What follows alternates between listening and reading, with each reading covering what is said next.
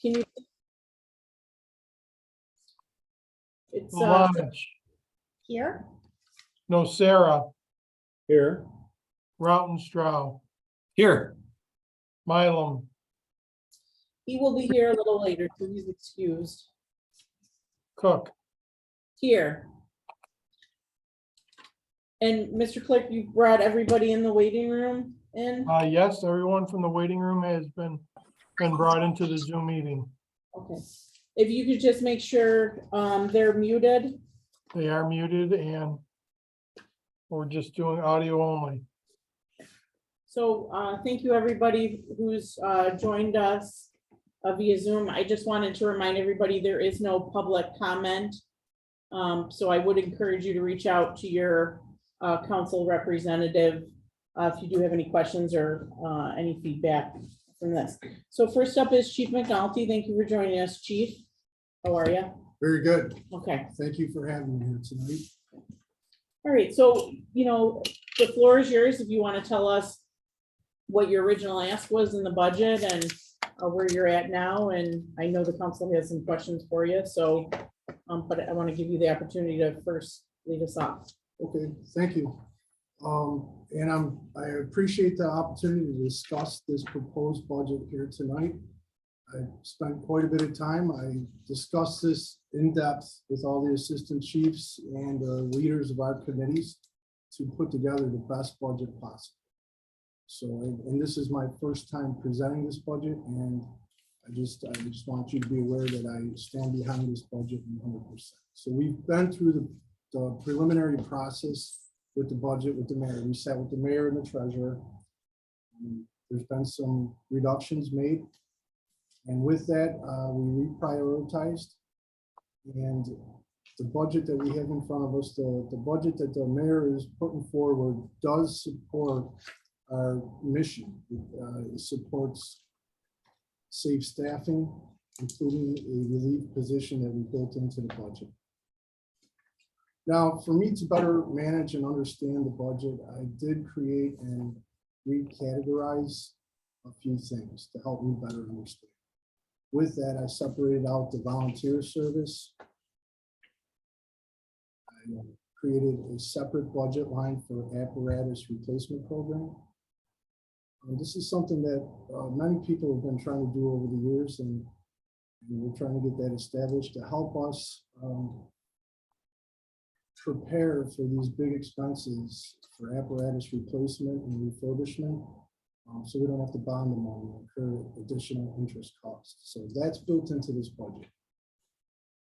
With that, I separated a line for health and wellness. There's a reduction in our equipment line.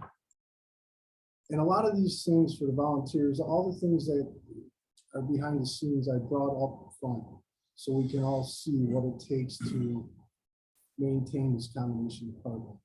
And with that, there's OSHA physicals, x-rays, hepatitis shots. There's a lot of things that we don't see. I wanted to bring them forward and create a separate budget line, such as the auxiliary police. They have a separate line. So I just wanted to identify that. And when you look at that line, Is that the health and wellness? this is for the volunteers.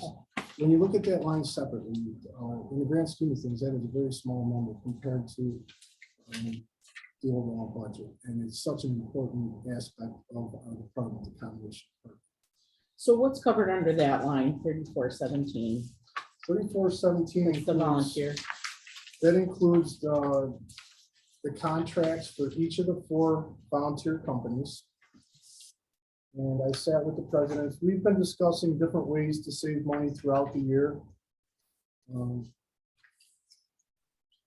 To better use our facilities and to create an interest for volunteers to join. We are still struggling with people volunteering. It's been a struggle. It's a national struggle. And that leads me to concerns. Right now we have 5 volunteers, 2 interior certified. We have 3 more that just went through the interview background check, and they've been issued gear and they started some classes. So we are progressively working on maintaining that. It's just not what it used to be. How many did you say were active? 2, we have 5 volunteers. Now, when I say active volunteers, these are for firefighting responsibilities. 2 of them are interior certified. But there's a lot of aspects to the volunteers as far as fire police. The support they provide is essential. Especially if we're out on a car accident, we're maintaining traffic control, keeping us safe. We have to get the engines back in out of the cold weather so the water doesn't freeze. We can relieve some of that so they can maintain and control the traffic. We have a rehab, we have chaplains. So there's a lot to the volunteers. But ultimately, the salary line is one of the biggest lines for the fire department, obviously.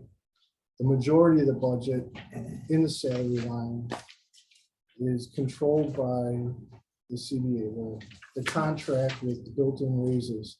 That increased the salary line significantly, the majority of it.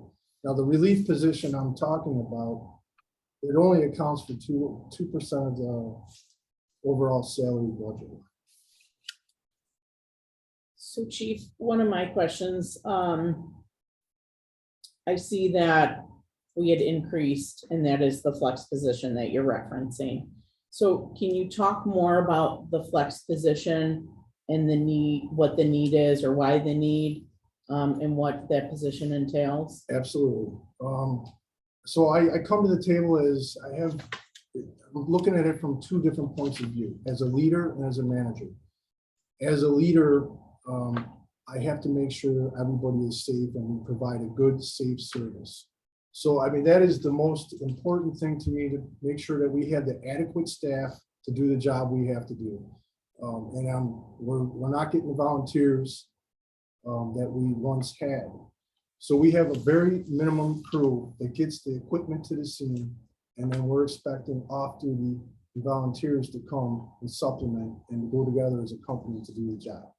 And it's not just fires, it's for car accidents, it's for doubles, when we have 2 or 3 calls simultaneously. We ran over 250 calls, doubles this year, where so this relief position is going to give us the support. Now, as a leader, I would be asking, I should be asking for 4 people, 1 for each shift. As a manager, I understand that's not feasible. So what I did do is I put a cost analysis together in regards to the cost of a new firefighter. I have this document, this information for you if you would like it at some point. I don't want you to get lost in the document right now, and I checked with the treasurer in regards to my numbers. And so we calculated the cost of a new firefighter would be $81,000.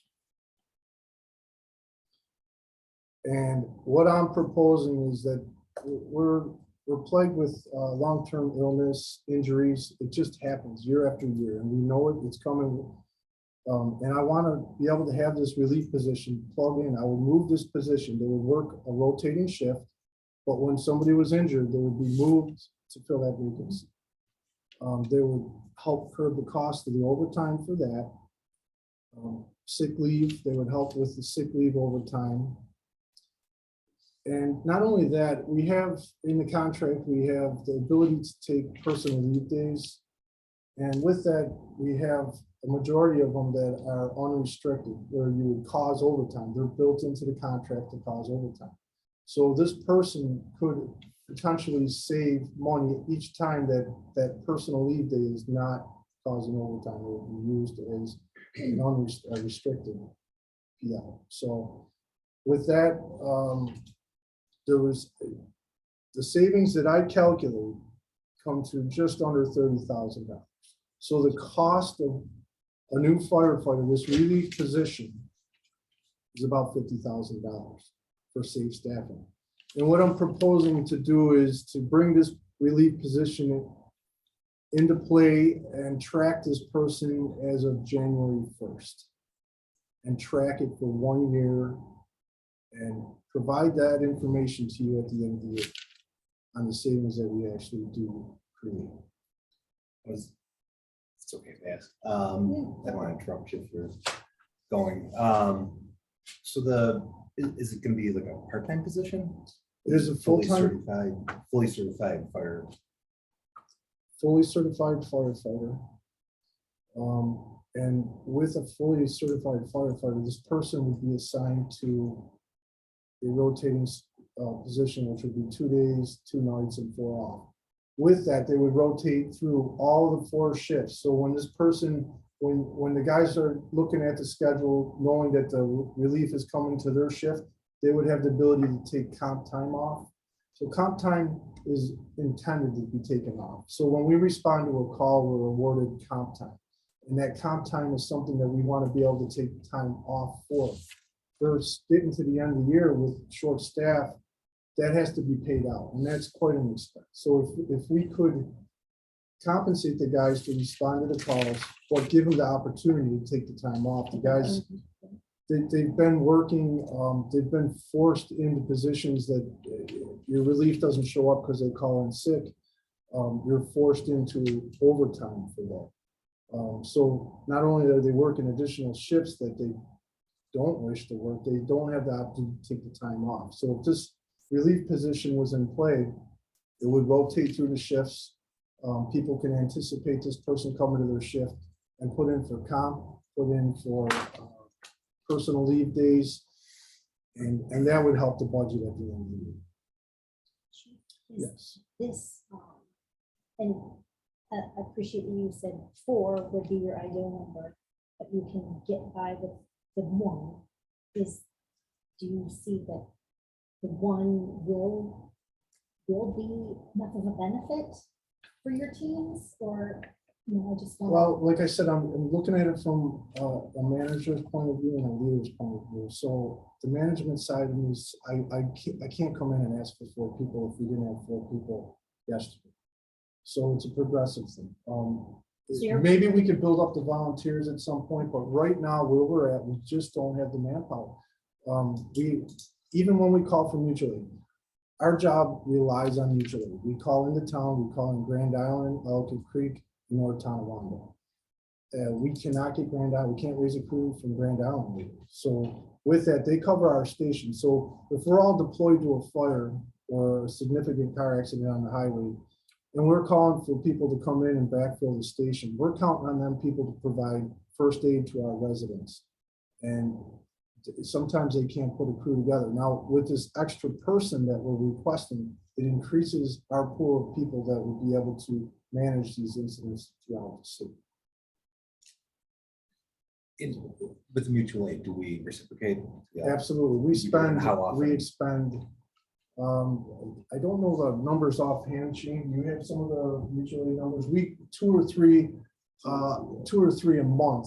We are going out to either the town, Grand Island, North Tonawanda, taking our equipment, and we're paying for that. We're paying comp time, and the volunteers will go with us. So we're reciprocating, but we're not always receiving the benefits of it. Have you sorry, Chief, have you spoken to the chief at Grand Island or other municipalities that you feel maybe we're not getting their services from a mutual aid? Yes, and it's not to the point where they have, it depends on the time of day. So a lot of their firefighters, they have day jobs and we won't be able They're to raise a primarily crew. volunteer. Yes, they are all volunteer. But between Grand Island and Ellicott Creek, they provide first aid to the citizens when we have them backfill the station. Now, if we had more people, more trained people, like you said, certified firefighter, when you hire somebody, you're going to get a 25-year investment for a firefighter who's going to study EMS, possibly go up to be a paramedic. They're going to know our city. They're going to know our commercial buildings with all our fire safety inspection. This is a very important investment. Somebody we can count on, somebody that's going to be there for 20 plus years. First, volunteers, it's such a great thing, and we need that to survive. But as their lives change and as their families grow and their needs change, they move on, and then we start over with new volunteers. But they will never come to the same place as somebody who goes in and out of these buildings on a daily basis for our safety inspections. But it's just that guarantee that we can put in front of us. Chief McNeil, how many retirements are you expecting or anticipating in 2023? In 2023, there has been one person that is given the date of July 7th as a retirement. I also had word from another person that they are anticipating retiring in December, depending on the contracts. So even if this position, It's going to be a relief for a short time, right? Then they plug in yes, to that. so it, Yeah, so with it, with this, it could help with the academy. So somebody would be going to the academy in preparation for the first retirement. The second retirement, we can't plan for. We can't. So this position that I'm suggesting would fill the void when the second person retires, because we wouldn't be able to get somebody in the academy and train prior to that retirement. Now, when is the academy? It's 2 times a year, right? It is. The February Academy has, the last I checked a few weeks ago, was 30 openings still. So we do need to get somebody into that right away to fill one of the vacancies that we currently have. So there's going to be somebody going to that, but with the 27th position, the relief position, we would like to have somebody enroll in that as well. And so the academy is February and, So it'll end at the end of May. And with that, that's when our vacation seasons are scheduled. The vacation time people usually put in at the end of May throughout the summer. This person would be able to start working in their position and to help stop overtime. So you said you're down one now, so we're potentially budgeting for a 27th. There's 26 actively working besides you as chief, correct? Yes, So you have 26 in there. Now, are they all fully active right now, or do you have anybody out on any long-term disability or sick? we had one person resign. So we do have that vacancy right So now. that's the vacancy you're speaking. Yes, so there is one vacancy right now. And with the help of the mayor, we are conducting interviews. We started interviews today. We interviewed 2 people today, and we're going to have 2 interviews. So you have one that resigned. You have a retirement coming in July and one possibly in December. So that's 3, just to keep pace with your additional person that you're looking for as you're filling, 2 on, 2 off, and then 4, 2, 2, and 4. So you're really not plussing up anybody currently. Currently, will come January, I would be approaching you to see if we could fill the position. And this is, I'm working with the budget. As the budget process goes forward, if the relief position is approved, then we're going to be looking to fill 3 positions. And just to add to that, and just 2 parts of this, I'm sorry. So this, I'm gonna ask you, the 2017 MOU was for 24 members, or 24 fire, correct? So, yes, That was it for the was- contracts. We added on 2 more because of the safer grants yes, in 18, and since then the safer grants expired. yes. So we're not getting the extra. Just when we talk the salary lines on these ones, the extra person for 50,000, the salary line went up about 190,000. So it's more than just the 50,000. It's a little more than just the 3% those raises too. So is that, I guess I'm asking, is there, where's that difference? Okay. And that is a very good question. So it did go up 189,000. And with that, like you said, it's a 2.5% increase Right. that has gone up. I took every budget, every pay scale and compounded it with the 2.5%, which was the majority of the budget. And then to better manage it, I removed personal leave days, mandatory training, and union business. I separated that out of the catch-all overtime line, I see that. so I could better management. I don't know if it does show up in that information that you have there. This was the. Is that what you're talking about? Okay, yes, so with. Do you mind if I just- Sure.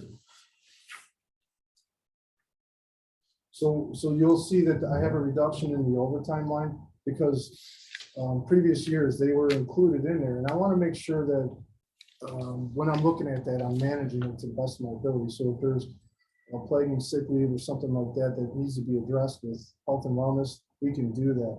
But these things, personal leave, mandatory training, and union business, those are contractual. And those were always built into that, They, so. they were built into the overtime budget with some safety nets. So there's been 15% saving, safety nets built into that. I removed those because I wanted to make sure, historically, they haven't been, we haven't been hitting those safety measures. So the worst scenario I built into it. So hopefully by the end of the year, when we get to the end of the year, all those personal leave days did not cause overtime. Not everybody's gonna take all their mandatory training. It's awful, but I wanted to count for them in case they do, because we are pushing training very hard. Union business, they're allowed to take up to 140 hours. They don't always take up to 140 hours for conferences and learning opportunities, health and safety committees that they go to, things that benefit the department, but they can't always go to them, but they are allowed up to 140 hours. Now we're entering a contractual year. In the contract, there's time built in. So people who are on the negotiation committee would have the opportunity to go and sit and negotiate the contract. So I built some additional hours into these times to account for that. So I'm looking at the worst case scenario. I don't want to fall short at the end. I don't want to have to sit in front of you at the end of the year explaining why the overtime is so much. I want to make sure I account for it here so we can budget for it and not have to, Find it later. find it later, right? I definitely appreciate that transparency, because I think that was always a bone of contention. You're looking at a big number of an overtime number that's substantial, I mean, potentially $200,000. They put a lot into it. And they do, they put in a lot of, so it helps us to understand that some of that's overtime for planning, training, and union business. So the union business, you said, has definitely gone up. You built a little more into that one. The union business last year was budgeted for 7,600. This year, I projected going into 23, I projected to be 95. Gotcha. So that And went up almost $2,000 just for that. In the training. if The there's- mandatory training was budgeted at 34,000 last year. This year, I projected it could be up to 37,000. So that's a $2,600 increase. And what's the PL again? Personal leave days.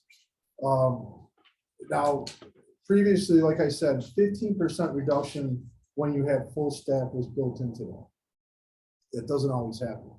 So I'm figuring that everybody has 5 days that they can use unrestricted. That could cause overtime. That's how I planned this budget. So it went from 66,000, just over 66,439, up to 83,000. That's a $17,000 increase, just because I'm not counting in that 15% reduction that won't always get. Chief, you have a copy of the proposed budget, right? I do. Okay, on page 12. Line 461. Professional services. In 2022, there was a budget amount of 26,920. This year, there's no, it's zero. Can you tell me why? Absolutely. So a lot of the volunteer budget line was included in there. So I did remove that. I incorporated that separate volunteer service budget line at 3417. And So, the $26,920 was reassigned to that. okay, so then we saw an increase in the volunteer service line to 39,155.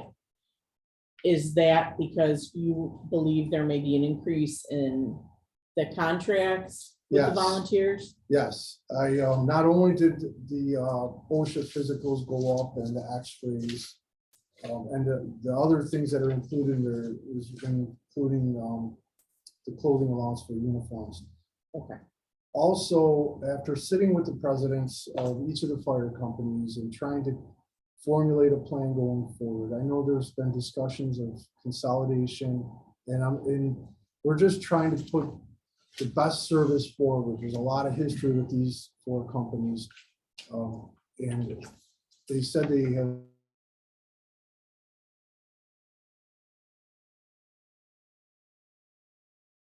to proactively bring people in. And I've included, so my job is to bring forward the needs of the department. And that's why I'm bringing this forward to you, sitting with them. They're asking for an increase of $1,000 per company. So it went from 65 to 75. That was built into this budget. Now, I guess Thank you. I appreciate this being separated out, and talked about now we're talking about the budgets. I think this is something that in the past has kind of hit us at the time that we passed resolutions, put out the volunteer stuff. So the additional 1,000 is going into each of the 4 companies. Talk to me again, why isn't there the possibility of merging some of those? I understand they're for profit, they're not a not-for-profit company. They have a great amount of history and nobody wants to take that away, but how is that number, if we're talking at five now, how does that number remain over the years? You don't want to reduce the number of it. Obviously, you want to get more people, but by joining their forces, by working together, is there something more potential to bring those people, bring that number higher with less departments Well, or less Just- volunteer for departments? just for a point, when you respond to that question, also speak to the value of the fire police and releasing everybody after a scene so that you're not keeping, a police officer there or another full-time firefighter there. Because those cost savings, they're inherently not shown. Absolutely. But if we had to bill out the time for the fire police, that number would be just ridiculous. Because that my understanding is because the first time we've seen, on the fire department report, now we're seeing as far as fire police responding, from whatever fire company that does respond to, the hours are now totaled up and tallied. And you're given, that snapshot of the hours that the fire police are now putting into, maintaining, like the fire scene until they're released. Like the accident today in Fuller and Maine, they were there for quite a while today. And I don't discount what. Yeah. No, I mean, I think that's important to have them. I see it on Yeah. my own street for Halloween. I know, Yeah. we talk about that. I've got, 4 to 6 of them on my street. Yeah. Directing traffic and kind of controlling that crowd that Yeah. we get every year. And I understand that emergency services and whatnot too, so you want to hold on to the ones that we have. But I guess my question is, every year we talk about it as far as, Right. is there a possibility of merging? Is there a possibility of kind of bringing these guys together? I mean, you're doubling up the amounts that you're paying in insurance fees and electricity and utilities, and in events. Well, they pay You're their- doubling your they quadrupling. pay their insurance out of their fees. Yes. Yeah. 4 Right. different departments, It, 4 different companies. I'm sorry if I If- get the nomenclature. that's divided by 4 companies. They get one bill that's divided by 4. So if you had one fire So company, that would, as known as the Tonawanda Volunteer Fire Service, you would still get one bill. that But covers all of them. each fire company then divides that by 4, and then they send their check off to. Gotcha. So, yes, you bring up some very good points, and those are very important points with the fire police. So people are the foundation of this department. You guys provide all this great apparatus and equipment for us to do the job efficiently, but it's people. And when you look at that number, that 39,000 in the grand scheme of things, what does that bring to the table? Can we reduce it? Yes, we're working on ways to progressively figure things out and do things better. I wasn't able to do this in the time that I've been in this position to merge. That's a thought process going forward. I've discussed this, openly discussed it with these companies. And there is really no harm in having their own identities at this point. There is really no duplication of services to the extent that you may think there is. But they have their own identities, and they're bringing a little bit of different aspects to the department, such as the fire police, that can relieve us on scene so we can manage that second call or third call. or keep our equipment from freezing up on the side of the road. So can we change that in the future? Maybe. We're working in that direction to save money. With that, I looked with discussions with the companies, we're talking about utilizing engine 3 and maybe having those two merged with the two that are at fire headquarters. And with that, they could share their money. They would still come together as one company, divide it out and make it work under each individual It's roof. So- another reason I asked the question. Hold on one second. Just for full transparency purposes, Mr. Clerk, Yes, Councilwoman Lalanich had to step out. We do have a quorum present. I will let you know when she comes back, okay? That was at Thank 6:31. thank you, Sorry. Madam President. It's definitely. So I guess the reason I asked it is we do talk about that every year. Nobody really discuss the importance of, which I appreciate you doing it here and now. But that leads to the question, I mean, for that small amount of the budget, what percentage it is there more that we can do? Is there, what can we do to entice more? I guess, how do we compare? We got two totally situations with the town and with Grand Island. They're fully run by volunteer fire departments, by volunteers. Yes. Are we doing anything differently that doesn't attract them as much as they do? I mean, is it, obviously it's not paid volunteers. Is there any other benefits, Yes, prestige or there's- anything else there's- that they're offering that we're not? Yes, we've discussed it before, the LoSAP program, the length of service program, in which you would be given a stipend, small stipend for your length of service. One of the things that we've discussed too is to encourage these young firefighters that would start as a volunteer, to give them points towards the civil service exam that would entice them to move forward. And if they desire to make it a career, it would help them with the civil service exam. So we are entertaining different ways to bring them in, but with our department, with the combination department, they're restricted to certain duties. They're not able to drive the apparatus as in the town or the Grand Island. They can drive and operate their apparatus. They train with us, they train alongside of us. We work together, but there are certain things that they cannot do. But we are trying to build a nice environment to bring them in. So with that urban initiative program, that money that was set aside, we were able to incorporate that into our building, as you know. We're at the tail end of finishing that, which is going to be, we're going to have a dedication for that, where we're going to invite all the volunteers and give them the opportunity to come in and see. They'll have this opportunity to come in and work out in a separate area. That's great. So hopefully that'll encourage people to want to be a member. I'm sorry, Oh. one more question. Yeah. The restrictions on that, is that driven just by policy? Is that contract, like union contract? Whatever the restrictions be, of not being able to use the apparatus, or I don't know if they're limited going in fires operating different machinery. Is that union based? Is that just their policy that's been? Is there anything we can do to give those the opportunities? I mean, life, I could drive one of the trucks. Yes, I understand what you're saying, but to provide a reliable service, we have to, it's organized in the manner that it's driven by people drive it. So if we have people there that it can get to your house in 3 minutes, versus a volunteer driving to a station, picking up an apparatus and taking it, if they can even get off of work. This is the reliability that this city provides to our citizens. And with that, the volunteers supplement that to make it all possible. And that's just the way it's structured. It works, but and it's the problem with getting volunteers is a national thing. It's just not here in the city. Sure. Just like we're talking about that now.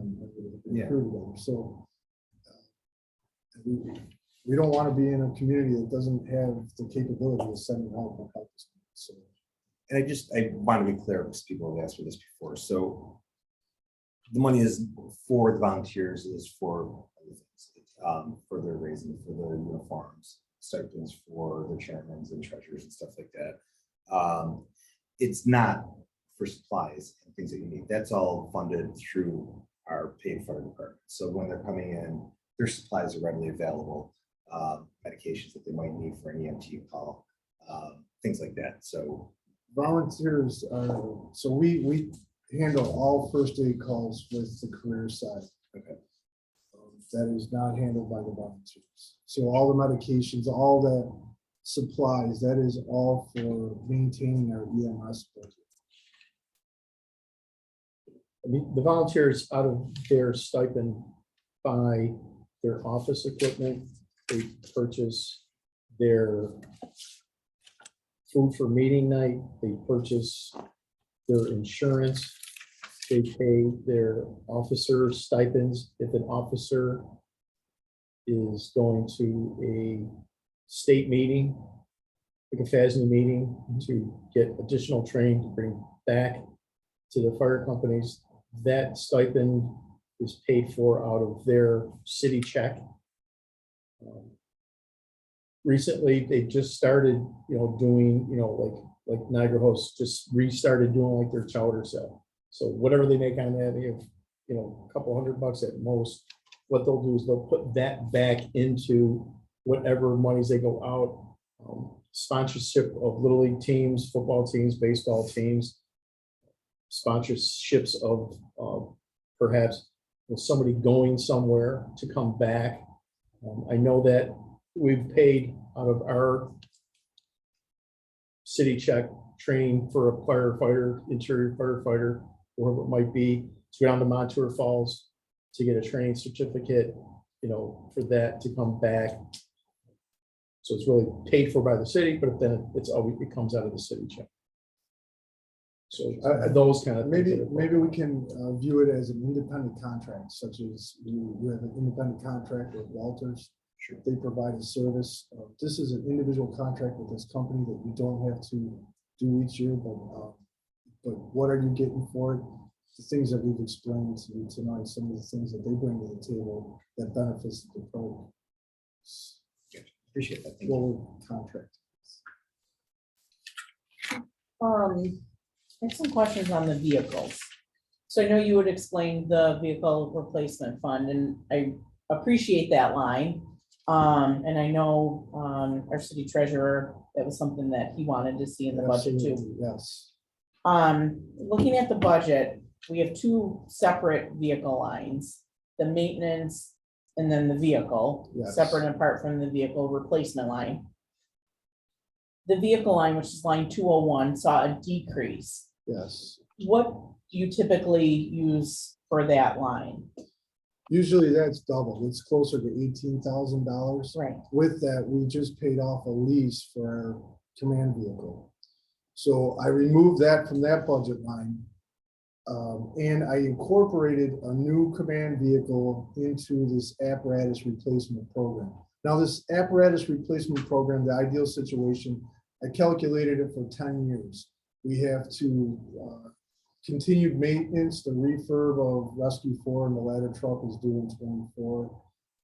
We built in all the needs for the next 10 years.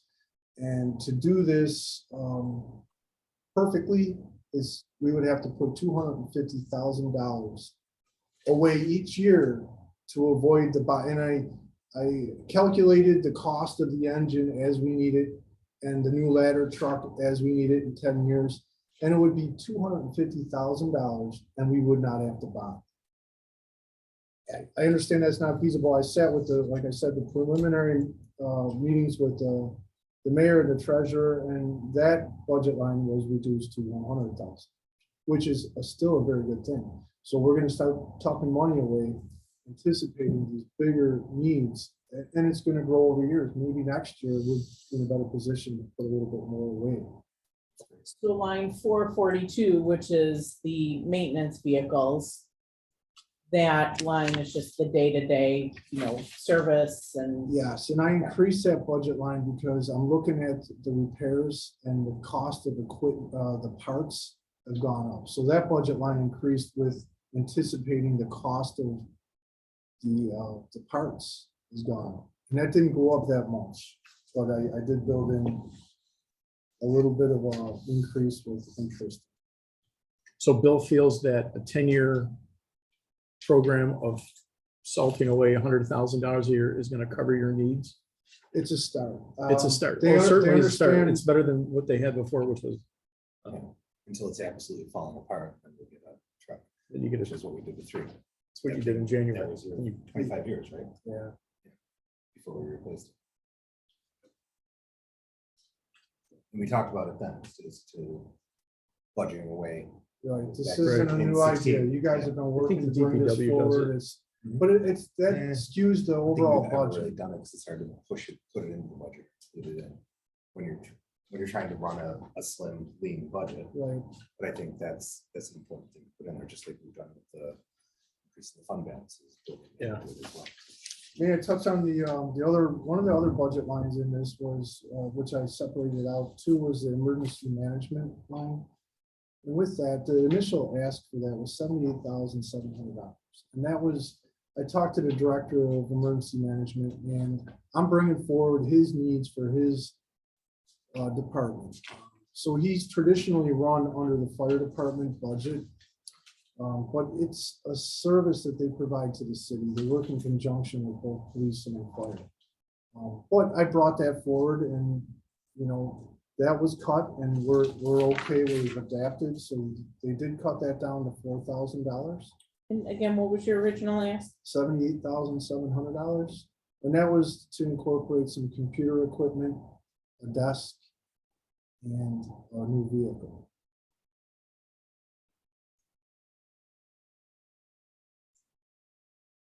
Are we handing down a vehicle to emergency services? Yeah, so currently, emergency management shares the fire police vehicle, car 13. And that's traditionally what we've done. So we keep vehicles in service for an extended period of time. So when we get a new command vehicle, the current one is gonna be passed down and down to our fire prevention. The fire prevention vehicle will be moved down to car 13.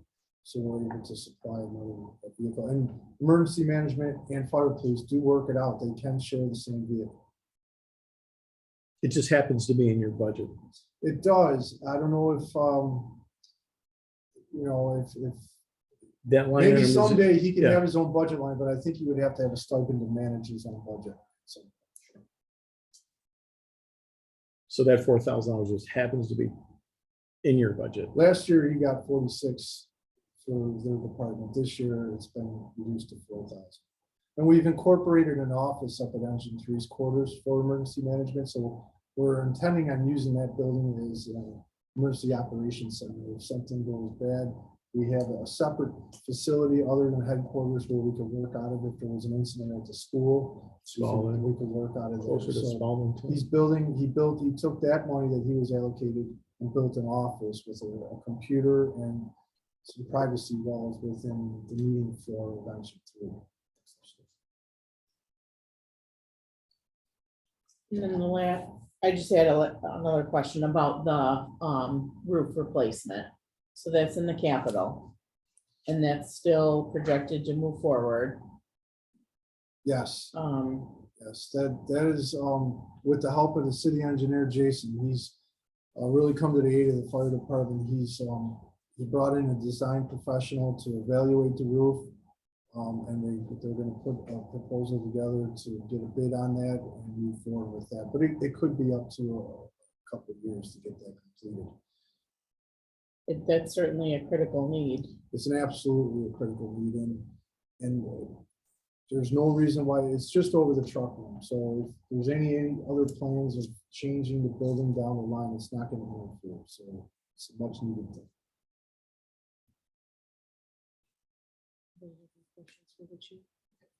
One more thing, is you're the new chief, it's something that's always been thrown out there over the years, and I appreciate the fact that you're new to this and you've done your due diligence. There's always been a discussion about dropping the 4-man versus the 5-man shift. Why? And I think you kind of answered this as far as your safety concerns as the Yeah. leader. But can you explain it in a little more detail?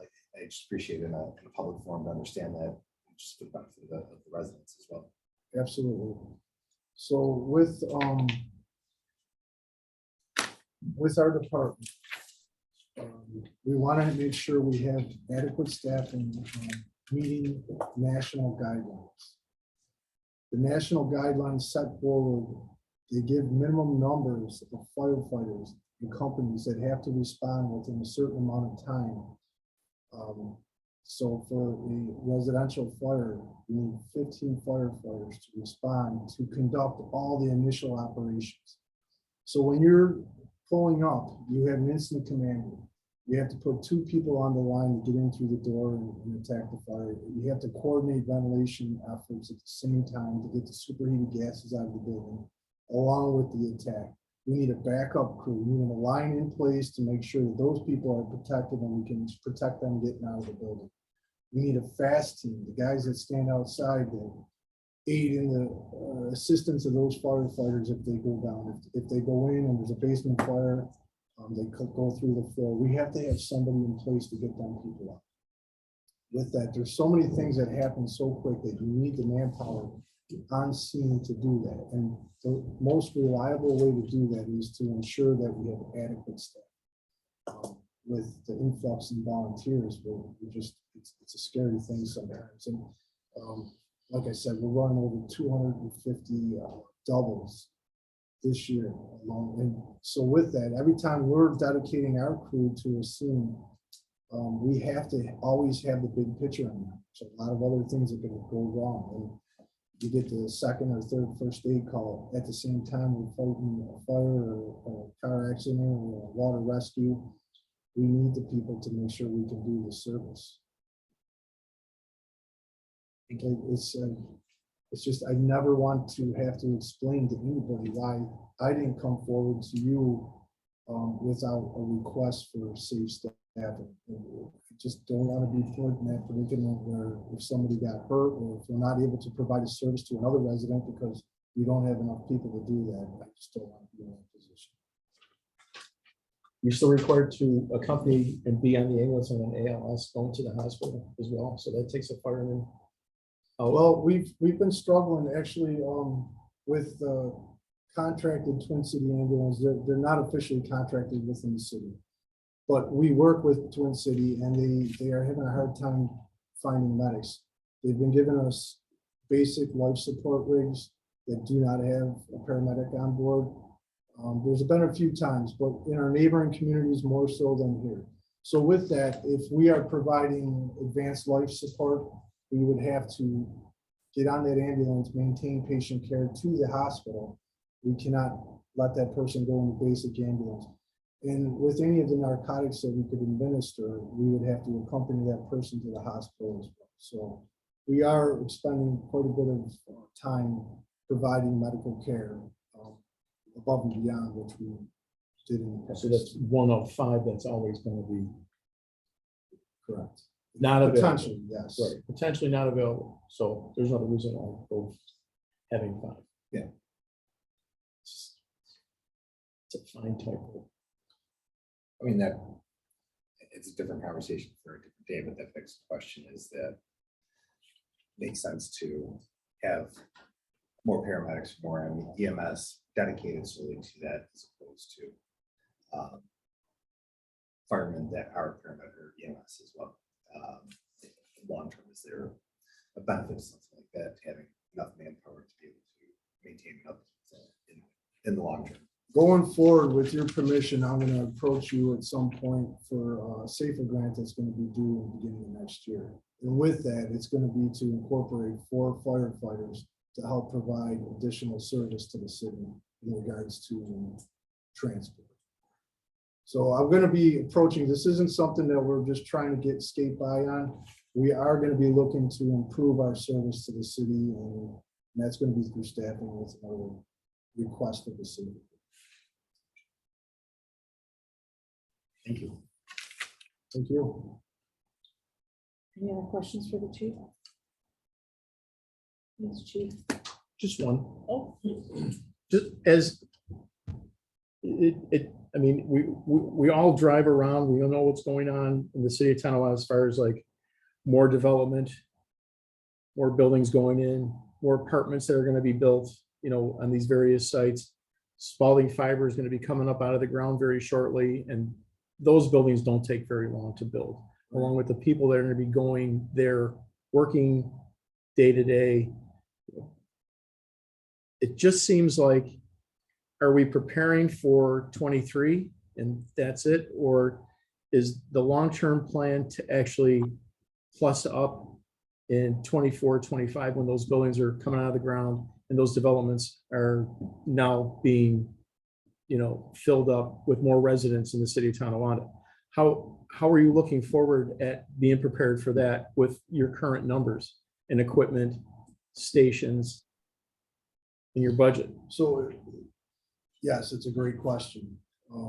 We are moving forward in the city of Tonawanda, and we are developing. And like I told you, or like I mentioned, I'm coming to you with a request. Do we need 4 people? Yes, but it's a progressive thing. We can't be working today as we are and then ask for 4 people tomorrow. It's a progressive thing with that. And I want to show the cost analysis. I have the cost analysis built. I want to track this at one position. It's a stepping stone to get us in the right direction. And we're going to continue our efforts with volunteer recruiting and retention and try to balance this combination of private. But in lieu of putting everything into the volunteer side of it, we have to ensure that we have to guarantee that there is people to respond to these calls. And I'm suggesting that we put this relief position in place so we can progressively work in that direction. So if you have the cost benefit analysis, if you just wanna, if we can have a copy of that, or do you have copies for everybody? Yes, I do. Perfect. And like I said, the mayor was able to give us a budget that provides safe staffing to this point. Yeah, she'll be well. Dave. Oh, I'll grab Dave's, Dave, Jim, and myself. So 3. Thank you.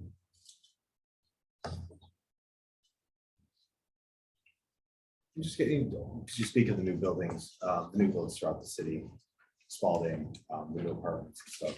Do you find that as new buildings go up and with new codes in place for fire prevention, stuff like that, do you see the difference in that? Less calls, less need for the fire services to newer builds. Whereas some of the old wood buildings and the old legacy buildings are a little more prone to fires, electrical problems, not having sprinklers in place, not being up to code on things.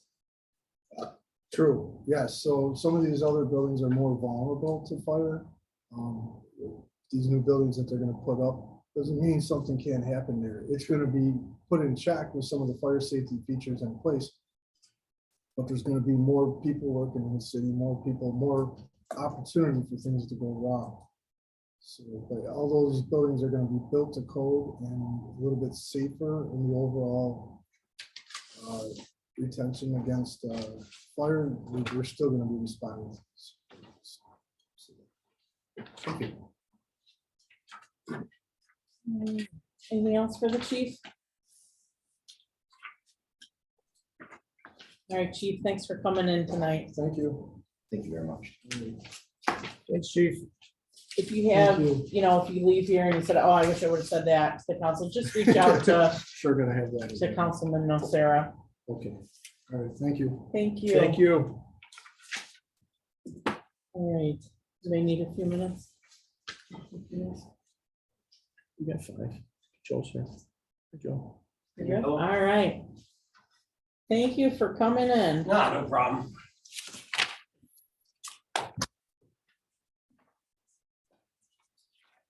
All right, so I want to turn it over to you. Tell us, snapshot of your budget, what was asked, what maybe might have been reduced. And then I know the council may have some questions, so we'll go from there. Okay, what I did reduce is the only actual thing I thought I could. I reduced my salt budget. Reason being, salt didn't go up that much. I still have 23,000 left in my budget from last year, so that'll be about 750, 800 tons. And I have 700 tons in the barn right now, so close to 700. So I reduced salt by 10 grand. Other than that, I reduced some summer help lines, but all in all,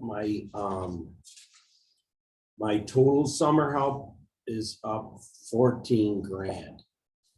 Just because of we're paying them $15 an hour. I had 10 in my budget, and now I have 6. The way I figured it out is I'm able to, through the contract, I'm able to keep 4 to the first of the year through December.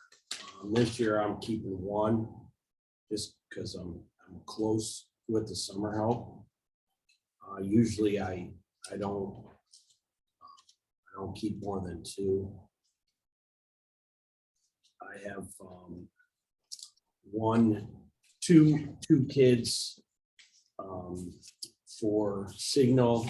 They do a lot of the painting, trimming around stop signs, no standing signs, stuff like that. They paint the stop bars, the crosswalks. And they help maintain the grass in the summer. What I break it down to is one of them summer help kids I try to is like a college kid, so I get them in May. And then the other one is probably a high school kid, so I won't get to the end of June. So the high school kids, I get June, July, or probably 2 weeks in June, July and August. And then if they're seniors, usually they're on to college, or a lot of times the second week of August, they're playing football or soccer, they're in sports.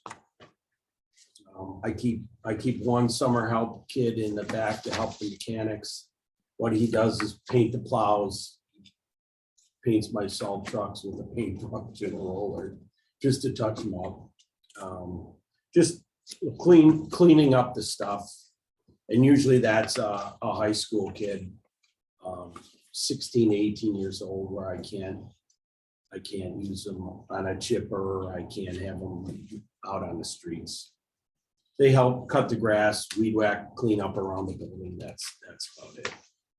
And then the other 3 are for, they account for my vacations in the summer. I usually try to put one on a sewer truck or whatever with a group leader, one on Patch, who is just wheeling blacktop or whatever, and then usually one on basins or whatever I can, mix some concrete wherever I can utilize.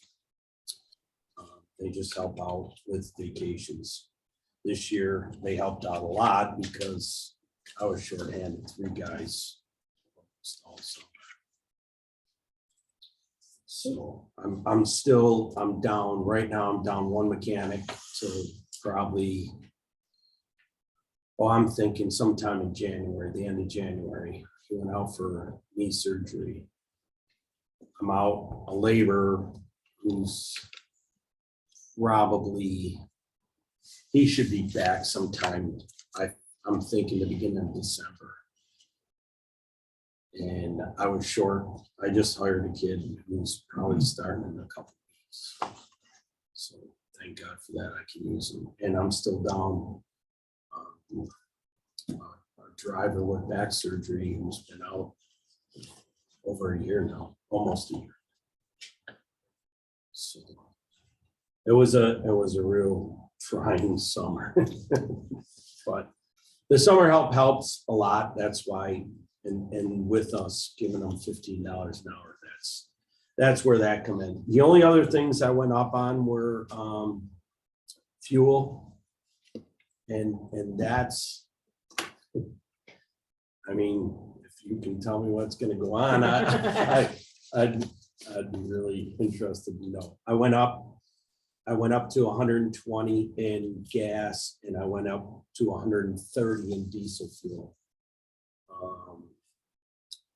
Right now, I'm probably gonna be looking at somewhere between 70 and 100 grand to get me through the year, depending on when my fill up is. I'm pretty good right now. Hopefully I can make it through. If I can make it through most of October, then I'll be good till next year. Depending on the weather, of course. If we get snow in November, December, then I'm gonna need probably that additional fill ups. I usually get about 2 months out of a fill up. It's 7,500 gallons. Yeah. But that's, That'll just that's, go quick. yeah. More snow, more trucks. more Right, miles. more fuel, right, exactly. And that goes right around the gas, then I do the police cars, they're running more, it's colder, they're always running, so and I'm hoping I can make it with one more fill up, so All city vehicles fill up out of your, yes, everything. so the fire department, DPW, police, Parks Rec, Signal, yeah. yeah, They're all and filling up out of your. and the housing and the school, but we get reimbursed from them. So we meter what they use and we charge them. So that doesn't necessarily, I pay for it out of my budget, but it goes back in. Is it reimbursed at the higher possible cost that it might cost to replace? What we do is we usually, yes, we try to figure out, we get reimbursed what we pay for it. So if I pay $3.19 a gallon and the month, I send them out a bill every month. All right, that's the housing and the school.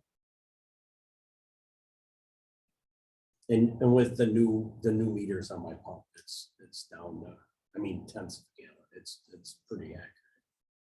I have our pumps work on every employee. I can tell you what you used, and anybody that's got a code, they plug the code in and we can figure out exactly what they used. Now, Joe, this year we had talked about an e-recycling event and what it would cost out of your budget. I think you estimated about $10,000 or. Yes. Is there anything in your budget that may be reflective of an e-recycling event in 2023? No. Okay. What I belong to the Northwest Solid Waste Management Board, which is Tonawanda, Town of Tonawanda, Kenmore, Grand Island, Williamsville, and Amherst. That's our solid waste, and also on that board we have an Erie County rep come. And what we do, they set up events. We used to pay for them out of that board because we get charged a fee per our capital, in the city, the population. So we used to set up events out of that budget, but it just got ridiculous. We were raising our fees and it just got nuts. The problem with an e-waste event is you don't know. You don't know. You could get 50 TVs or you could get 300 TVs, because as soon as you schedule an e-waste event, grandma on Grand Island is bringing her TV to you in Tonawanda. So basically our board sets them up and Erie County sets them up, and we post them, Gina posts them on our page all the time. In fact, I know Gina and Randy took 6 TVs out of the senior center to the last event, so. So do you know if there's any plans to have one in the city of Tonawanda in 2023?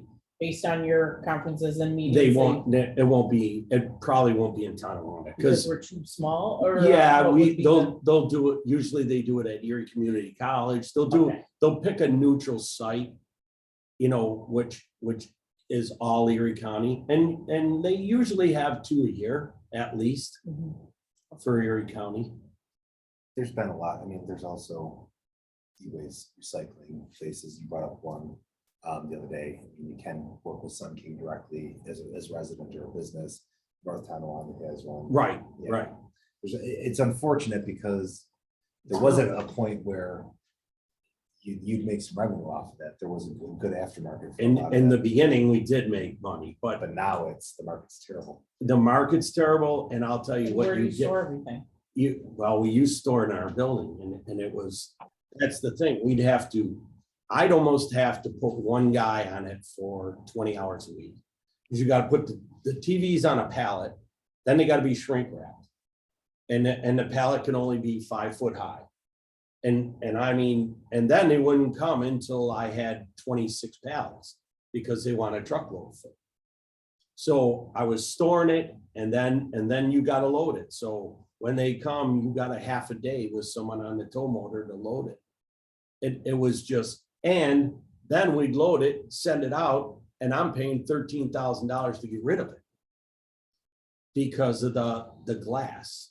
I mean, now there isn't so much of the glass, but there's no, the board, the TV has a board in the back, and that was everything. They were getting $2 and $3 for the board. And that was everything before.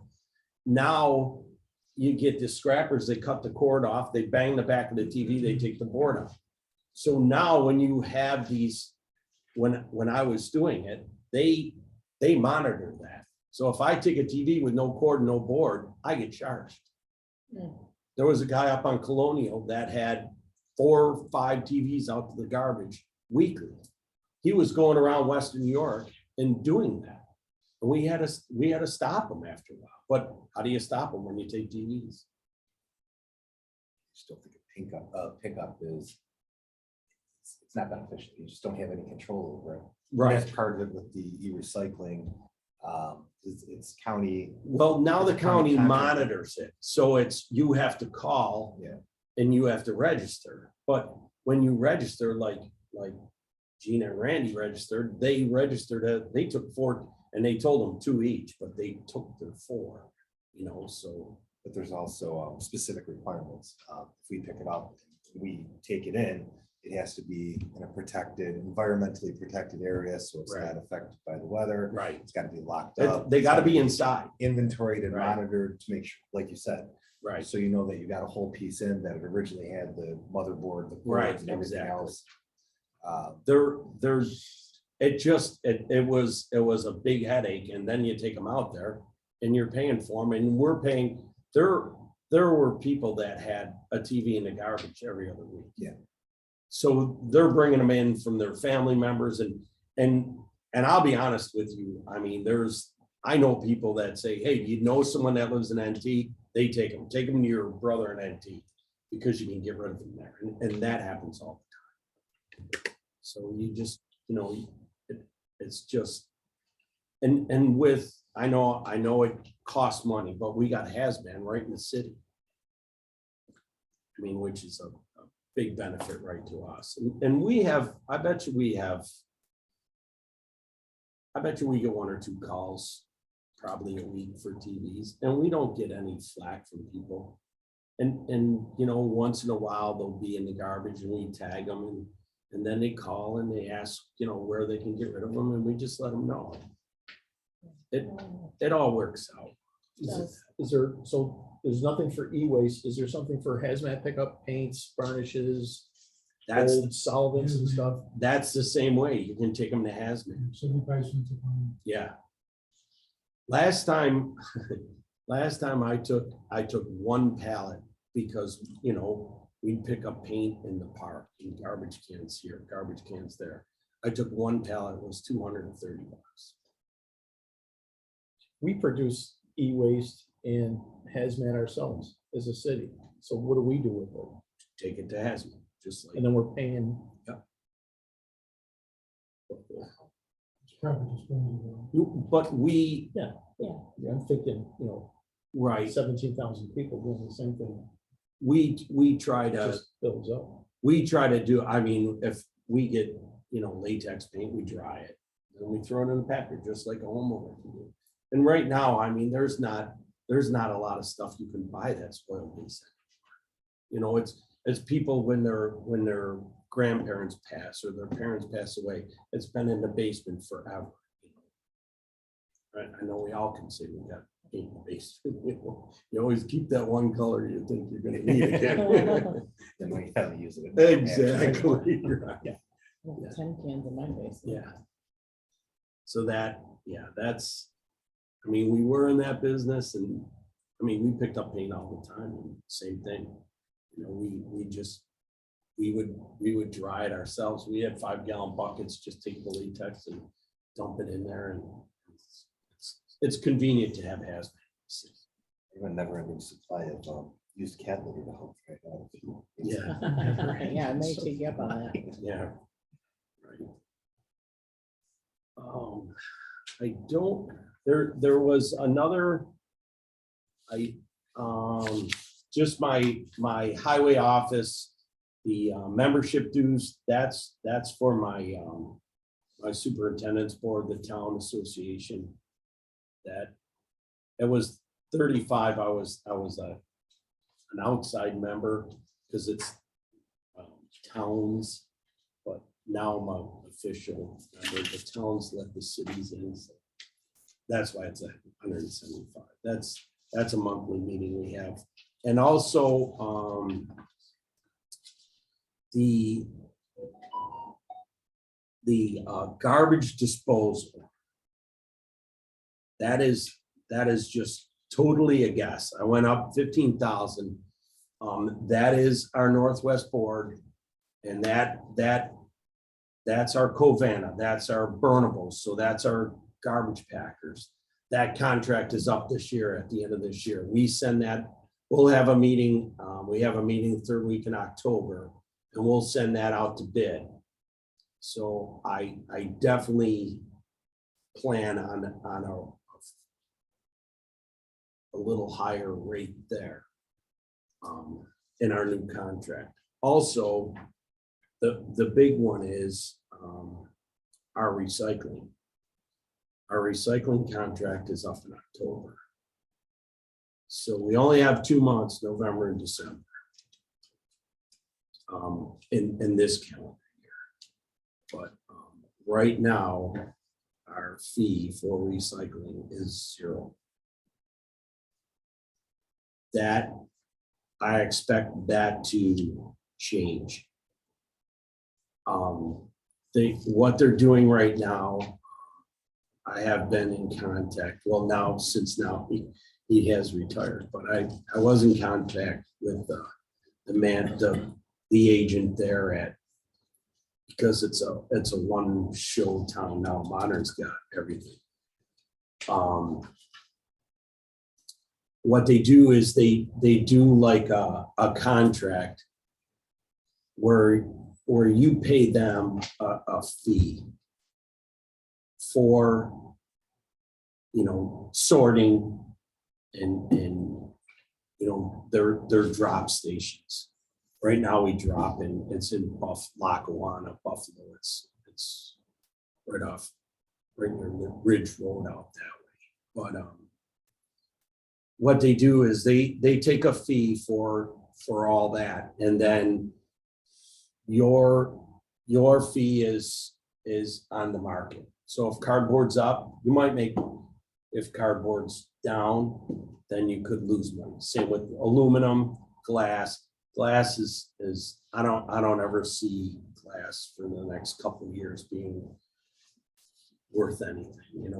There's just too much of it and it's too hard to get rid of. And then the colored glass is driving these companies crazy. Wine bottles, whiskey bottles, it's just, there's no call for it whatsoever. Sorry, I go through a lot of those Yeah, but, Rome's clear. there's some guys, you know, the beer bottles, like the green and the brown ones are gonna be washed and reused instead of melted, they said, because it's just that much, and they said, you're gonna see everything in the clear bottles. As a city, have we gone up in recycling or down? You know what, we stay about the same. We're roughly, during COVID, obviously, you know, we went up a little bit. But other than that, we're our numbers are, I have our numbers here somewhere, but we're real close every year. So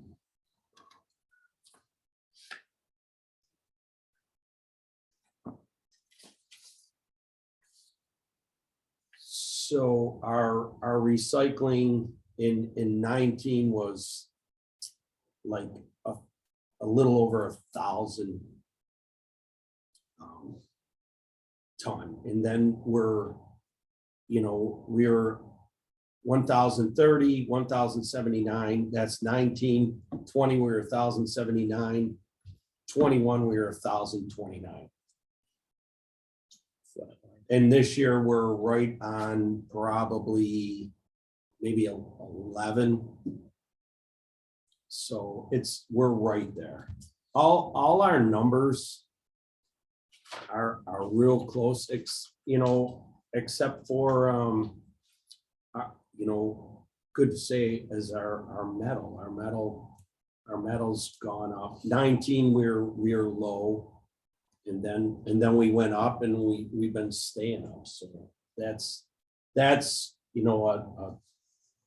we've been working with the police force on trying to stop scrappers too, which helps a lot. How labor intensive is it on our end? We're talking about the new contract, Modern picks it up, or we drop it off and they sort everything. I mean, weren't we at one time going through the trouble of sorting it to make sure corrugated versus paper? Well, we still do that? monitor it. Yeah, we probably tag 3 or 4 cans a day. Yeah, that's a fee I'd like to get rid of, is my tags, but yeah, like a lot of people, the huge thing is styrofoam. I don't know why people think styrofoam is recyclable. It's in every recycling. Could argue that as well. And we, so my sanitation foreman, they'll call it in, he goes out, he checks it, and we tag the cans. And some people are pretty good with it, and other people, that it's constant. It's the same people. I mean, my garbage foreman can pick out 5 people on every run that they're recycling, and it's gonna be a mess. Right. So.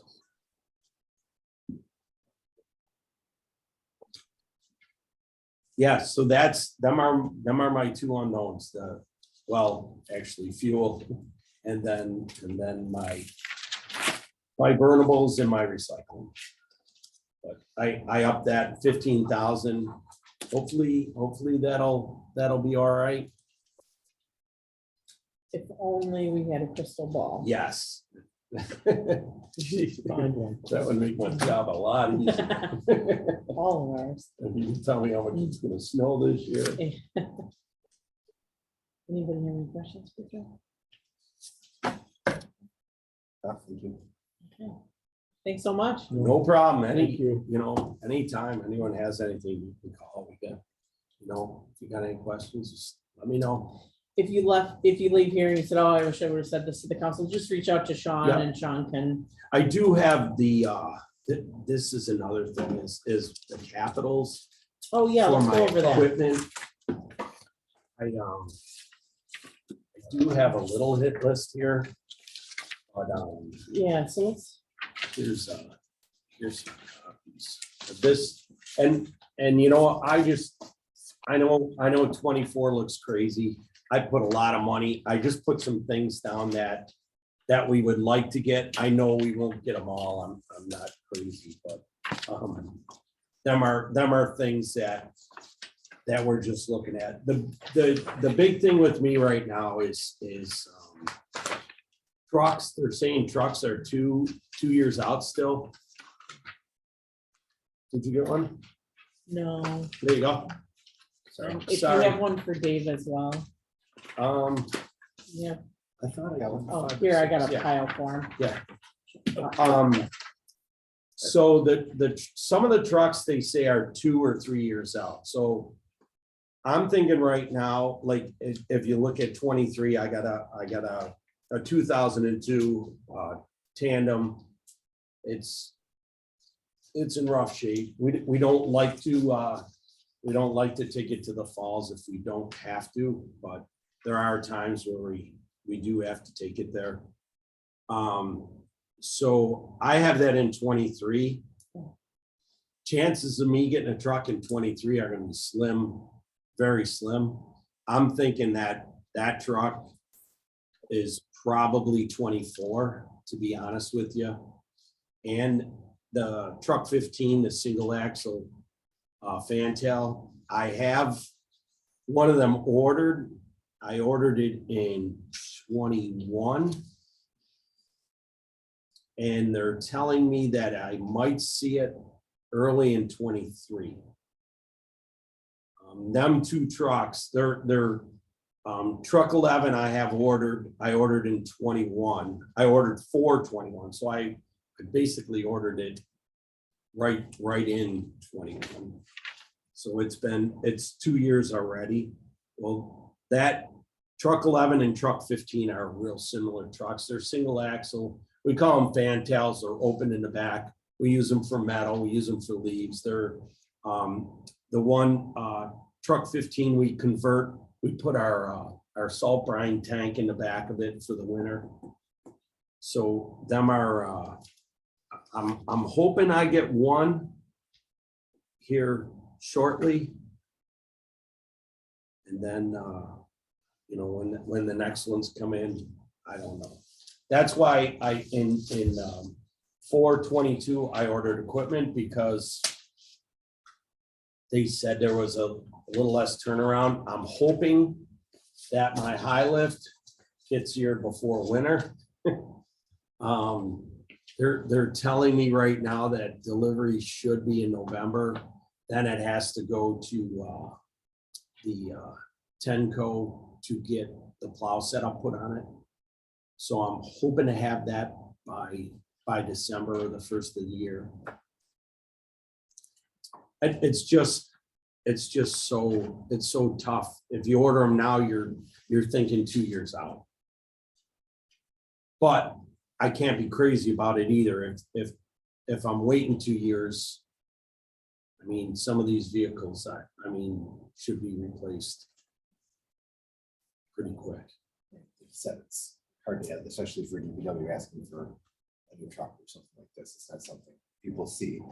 Right. Long term, just a couple of things that crossed my mind over the couple of years is anything in need with street cleaners and leaf pickup. I mean, I think we've been using a pretty antiquated street cleaner for quite some time. It doesn't get some things done. I mean, is there any efficiencies or advantages of over the next, I don't know how many years? I have this street sweeper on for 24. And that would have the different attachments that could do the country gutters.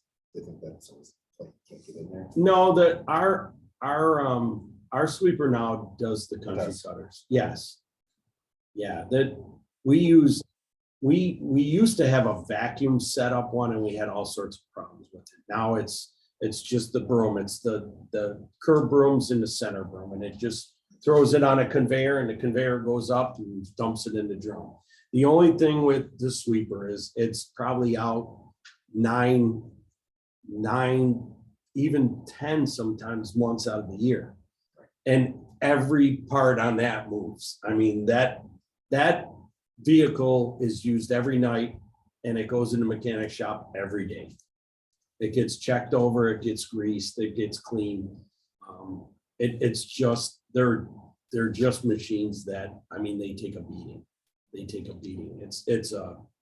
But it's a machine you can't go without. If, you know, and I know we harp on it all the time about overnight parking, but there's, what did he say? There's 14 blocks in the city of Tonawanda that were never swept till October, never swept, never touched. He just could not get there. And they're the same blocks that we get calls for when we get heavy rain that the streets flooded. Well, of course, because now your catch basin's full of water or full of debris that we can't get off the street. And the receivers are blocked. And the receivers are full, correct. So that's the big, you know, that's the issue with that. I mean, the sweeper is, and the leaf pickup, I get an email every year, you know, why aren't you using the vacuums? They suck them off the lawn, they do a better job. Well, the town of Tonawanda has 5 or 6 vacuums. Yeah. There's 1 or 2 down every year. The town of Tonawanda picks up the leaves twice a year. If I went to the city residents and said, you rake your leaves and don't put them in the street, put them on your lawn, and I'm gonna pick them up twice a year, I don't think that's gonna go over well. And I'll tell you what, there's probably 3 municipalities that are very interested in our system. Because they're just like, what? No, you can't do it like that. And after I tell them, yeah, but we do it weekly. They're like, you pick up leaves weekly? They're just, they can't believe it. And what we do is we use a push bracket on the front of a tractor. Push it into piles and the Hyler picks it up and loads it into, it's very efficient. And our sweeper, Low tech. our sweeper is right behind it and it cleans up. I mean, the streets are clean and this system was years ago and now people are thinking of going back to it. First of all, a vacuum setup is probably $75,000. If we couldn't get one, we'd have to have 2. By the time you get around there and doing it with the wet And- leaves or right. frost on them, they're not gonna get sucked up too easily. Exactly.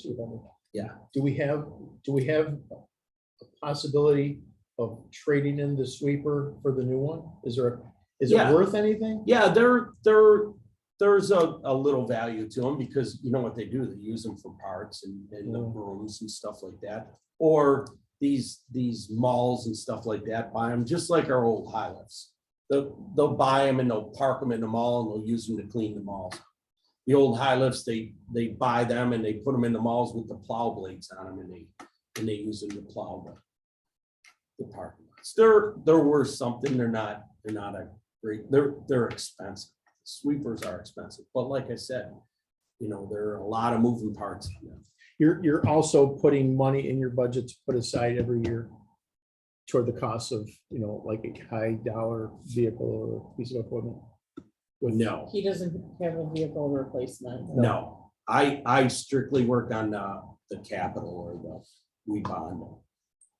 Yeah, I do not put any money in my budget for vehicles. I thought I guess it's good in a way, what we do when we auction off a vehicle, it doesn't go back into my budget. That goes into the city's coffers, so. Just to maintain them for a long time. All the mechanics there. very long. Some of these are 2001, 2002. It's 20 years old for that vehicle. And by the time you get a replacement, it's going to be 23 years old. That one's going to be 24 years old.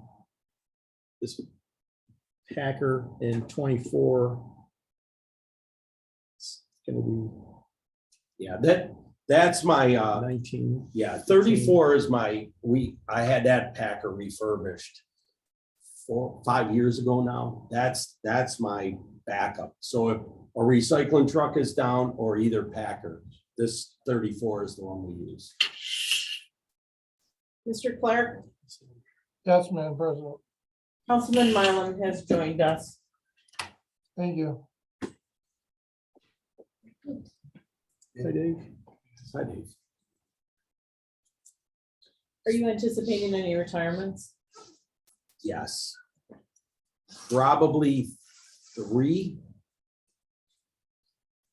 I'm pretty sure of 2, but one gentleman's been saying he's retiring for 4 years now, so I'm not sure, but I'm pretty sure at least 2, possibly 3. The joke is that No. Anything else? they won't. I'll brief you. Do you have any questions, Dave? Anything? don't think I do. Okay. You're usually pretty. If you ever do, Simple. just give me a call. I will Just call me or send me an email. I got. run into your tops. Yeah, yeah, that too. If you stop by, make sure you don't. That's a requirement. All right. All right, thank Thank you. you. Thank you. Thank you. Everyone have a good night. You too. You as well.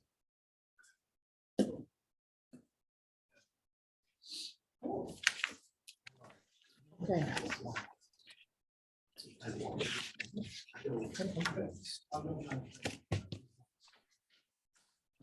So, next up is Jason, so we have a few minutes before he gets here.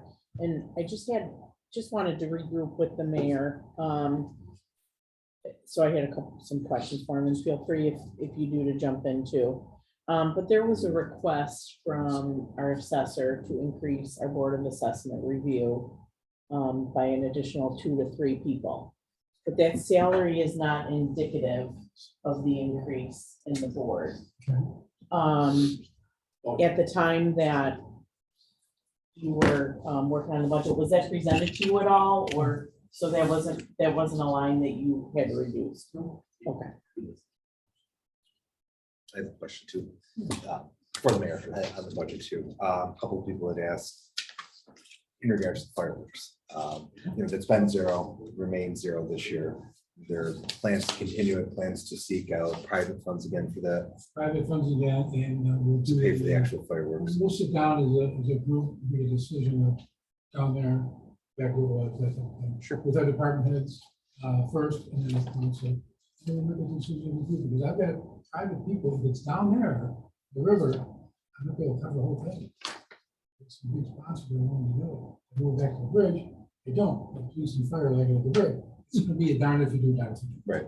You know, but financially, we're covered. I just wanted to ask that Yeah. now before, it turns If the into budget, June. if the budget was in the close, just look at the monies, I mean, the last thing I wanna do is, be no town law, talk about 5-6%. That's what I didn't want. I think this is pretty, not bad. I mean, there's not a lot of wiggle room, you saw. No. You really looked at the budgets, there's not. And it's not a wish list type thing, it's factual, hard numbers, and moving forward. I agree. But I think we can cover answer through. Mayor, in the salary line, obviously, a lot of that is contractual. Yes, Were you able to meet with our union partners to have an agreement on Juneteenth being a holiday? the Juneteenth, so it's gonna negotiate. We might do 2 and 2. If that happens, it's it's collective bargaining. So- And, if you got these holidays and I've got Juneteenth, are you willing to swap any of them? You're not willing to swap them. That's the problem we're gonna have. We may be in that same boat. So what we do is go back to, well, let's celebrate as, let's put it out there at the hub, or at the new pavilion, we do an education day on that day that we talk about. That might be the thing to go again, but you might be in that same boat. It's not my decision, but the unions. So you're still working with the unions Yes. on negotiating, okay. That's the next, after the budget, that's the next process, is negotiation. with the unions. So that's the contract and stuff. Maybe something for Juneteenth could be done on that weekend, Yeah, that's what we're talking about. Yeah, so on that weekend, I know. celebrate that education. a lot of people still work, but, Just, hey, this is what it's about. It's just being Yeah, straight from you. yeah, Dave. for sure. Cook the food of the Juneteenth holiday, do some dance for the Juneteenth education. Yeah, something most of us. that would be really nice. So what we need. That's really- Absolutely. Be the first time. You've had me at food. Yeah. Jeez. And just the cultural part of it, I think it's pretty cool. I mean, I think education, I mean, after what I went through, I think an educational process needs to take place. Really good. I think it would be good for the whole community, to be honest. Yeah. Some are gonna say, you're doing this a while, because I think it needs to happen. By the way, Mayor, I know today's your 43rd anniversary. So Happy thank you for anniversary. joining us. Okay, well, your picture from your wedding, amazing. The hair My and the hair was The mustache. mustache, what happened? I mean, Sean, I think they were shaking when I come out of the shower. I didn't have to comb it. Stop it, you stop it. She goes, oh my God. Is this on, is it on Facebook? It is. I'll pull it up for you. It's, I mean, it is magnificent there. It was. I'm jealous of it. I miss those years when I had a big. I should have seen playing outside with a baseball hat on. It was really fun. It looks all very, wow. Well, Kate hasn't aged with that. You know, everybody says that. I said the same thing. What's She that? looks the same. Kate. When I Yeah. told her I aged gracefully, she said, no, no, no, no. That's great. I went to a restaurant and this kid came with blonde hair out the hair and he goes, may I help you, sir? I said, oh, I gotta ask you a question. He goes, leave me alone, don't be an idiot. I said, here, son. I said, your hair looks great. He said, thank you. I said, see this? I look just like yours. And this is what you look like when you get my age. He put his head on and walked away. I wait for you are. Oh. Well, thank you for joining us this You're evening. welcome. It was a hard decision. If anybody would like to Celebrating the slice it down. anniversary with your wife or. We got an early start. I got that food. Leftovers. I know, right? Perhaps an appetizer or Can you, dessert. can you eat a Joey's dinner? Not take paper home. It's true. Very. I don't look at- I usually don't have one. What is the 43rd? Is it paper, silver? After a while, they just kind of repeat until you get to the It's just 20, 25, 30, 40, It's just the 50. next one, right? 50. Mayor, we spent some time with Chief McNulty, and he talked about a flex position, that flex position. Is it still your thought that that is a benefit? And was there anything that the department heads presented to you that you eliminated out of this budget? Well, the biggest thing that struck my mind is back between police and fire. We were on a 7-year contract. If it was 3 year, we would have 2 people leave here, 2 people leave here. But since they stayed for the whole 7, because they had a 7-year contract, we have a possibility of losing 7, 5, 4 in each department. Which, if that happens, we can't review, we get new, because they can't even start until April or whatever. And we keep it without, and that's why I'm saying, think about this very hard, because we can't operate with 4 going out of police or 4 going out of. So I'm being very diplomatic going into the negotiation process, because I can't steer them away, but I have to give something bone to them and try to keep them to stay. There's haves and haves not. There's 10 left, 10 haves left, 10 people that have lifetime insurance. Now, if I change it drastically, the haves are gone, so we're gonna lose 10. We can't afford it out of the city because the overtime would kill us. And we'd have unexperienced people out in the fire department, police department, waiting for the academy. Then they go through the academy, there's another 3 months of writing, and another 2, you won't have it to the end of next year. So we'll go a whole year short. We had 1 policeman or fireman say, I quit, I resign. Then we had another one who sent his resignation. At the end of the year, he's going to retire. So you're losing 2 for sure. So that's what I was looking at the long, I was looking at the long range. I didn't want to get caught. That's why we had 2 basically looking at the fire for the same thing. It's not a weakness. It's a need because we're losing people and can't operate properly losing people. At least in our realm of keeping the city safe, being response time of 4 minutes. You know, that stuff is unheard of. We have a very safe community. We really do. And a very service-minded community. Oh my God, I was in North Tonawanda. We had big garbage pickup once a month. We do heavies every week. You know, the fire department response time, 4 minutes. You can't beat that. And I don't want to lose our special services that we offer in a safe place for our residents to work and play. So that's how we came up with what we got, at least in regards to police and fire. Joey said, you heard Joey say, they'll lose possibly too. But that's through attrition. They're ready to retire. Now, Mayor, with respect to your specific budget lines, Yes. on your salary line, excuse me, does the HR consultant, that's included in the That's right. salary line, I took correct? this- Took No. Sharon, moved her down. I stayed the same, and I took the secretary, made her part-time, so I could afford the HR. So the HR consultant is not obviously in the professional services line. No, it's in the line too. I had somebody on Facebook say that the mayor makes $150,000 a year. And what they did is they looked at the line and said, mayor's office, $150,000, because the mayor's office, 3 people.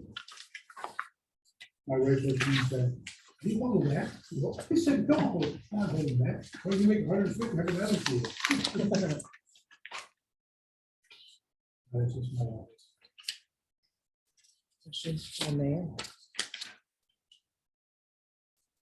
I don't know this.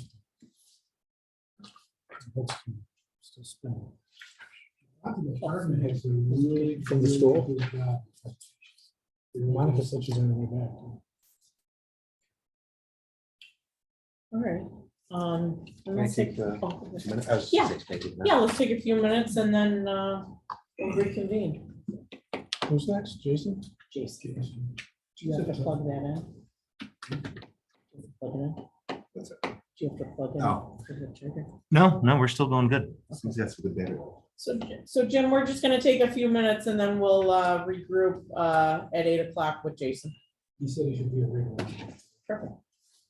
Okay, I'll put the individuals in the waiting room until then. He drove, today, so he I came saw, I know, perfect time.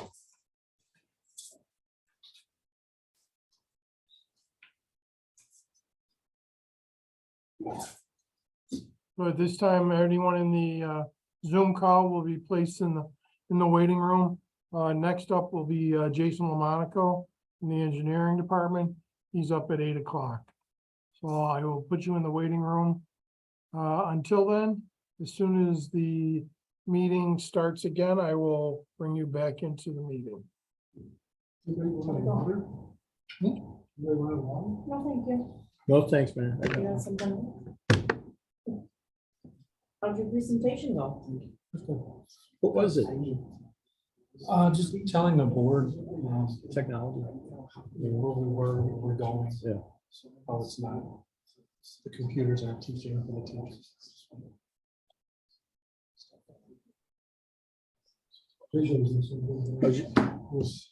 How's your wife's injuries from the coffee incident? They are Healing up? She's still scanning over, but she's doing all right.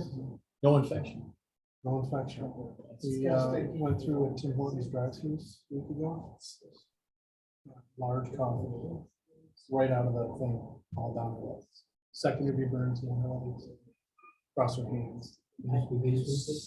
She spilled, she was, you know how that tab is there? Yeah. One side came up and the other one didn't. And it just, the cup kind of folded, you know, and which Once it starts, then it's. once it's, yeah. She should, she's on the med, thank you. Good. I call her Bernie That is, now. that is, yeah, burn. Yeah, it's Color what? Bernie. that is Oh, geez.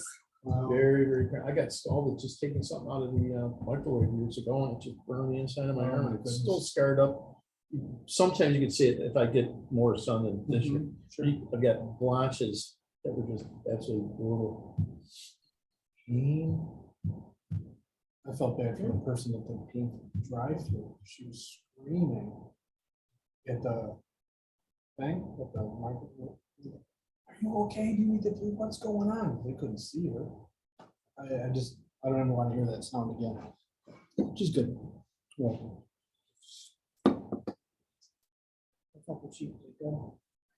Yeah, the burns are. There's just nowhere to go. Painful. I've been through burn units in Pittsburgh where you can hear the patients begging for the nurses to come. Really? Literally. Oh my gosh. Put me out of my misery. This is not worth it. I don't want to, and I don't want to go through another skin graft. I have no fingers, you know, my arms are half gone. Please unplug this stupid thing. I can't. If I could, I would. Give me 15 minutes alone. I'll try and hop out of bed. And I could hear this visiting my friend and his son in the room next. And I just Oh, can't imagine the nightmare. you're thinking that poor The girl here at Tim Hortons in Tonawanda didn't set a fire. Oh, it just flushes back in the memory, just listening to those patients, just begging the nurses, just kill me, put me out of my misery, give me something. And they're already loaded up with everything. Right, they can't The pharmaceutical thing that possibly be. on the planet to alleviate their pain and suffering, but still. It's just. So. I sympathize. Well, and you know, the thing we got to talking about too is if it's a hot pan or if it's a curling iron, you grab it, you let go. With a There's nothing to liquid, do it's with just liquid. on you. You can't get rid of it, you know? That was, whatever, it's over. He wants to get something else. to tell us. He probably just wants to listen, because we'll debrief after we meet with Jason real quick. Got to see her one time. It's good to see her. Oh, good. Did you see the voting, the resolutions? They No, don't that call them was, resolutions, do they? What are they called? yeah, resolution. Okay. They're still going on. Cousin Emma. Cousin Speaking Emma of is Emma. going to be a teacher's assistant. Jeez, they're so short, they don't pay them enough. No, they don't. It's ridiculous. They don't. Subs are paid $15 an hour, make 18, 19 at like Taco. No.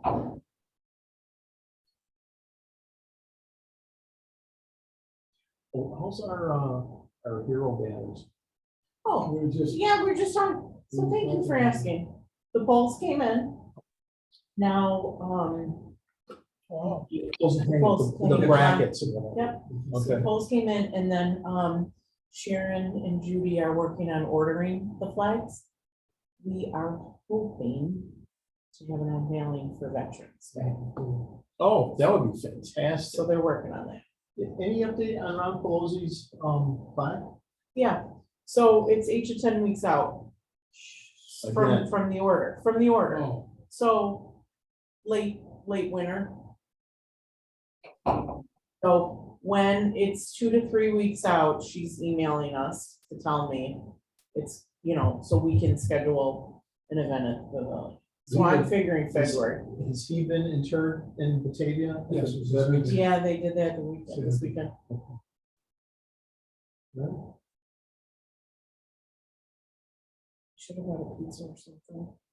Hmm. And why didn't you tell Phyllis it was your job? What? Oh, hi. What? Order us a pizza. We were just talking about it. Franco's is We on should've- our way. We should have gotten. I something. had Joey's before I came. Oh. I love their food. Their food is just, I like the way that he goes everywhere else to go eat with his family. He was I at know. Russell's the other night. I know. He was so when I saw him, I said, "You go everywhere." He says, "You'd be surprised how many restaurateurs come to my place." I said, "They're trying to steal your chefs." Oh, don't say that. Yeah, don't say Because I know I know where my son-in-law works. He's the chef at the Embassy Suites on Delaware. And right in front, he used to work at Sear Restaurant, the steakhouse Sear, which was in the front of the Embassy Suites. They closed that down and they're reopening up. It's gonna be a big Italian restaurant there. And they're trying to recruit Nathan because he had worked with one of the other chefs at another place when he worked at Oliver's. They got to know each other. And so he says, it's the same building. He says, instead of going in this door, I'm going that door. Let's see how much they offer him to move from the Embassy Suites over to this Italian restaurant. And I go, those come and go. Remember that. Restaurants out of that lease space come and go. I said, the Embassy Suites building in the hotel has been there for how many years? So you'd have to consider that. I go, they might offer you more money to stay instead of going to get a restaurant in the lease space in the building. Kelly's Pub is supposed to open this month.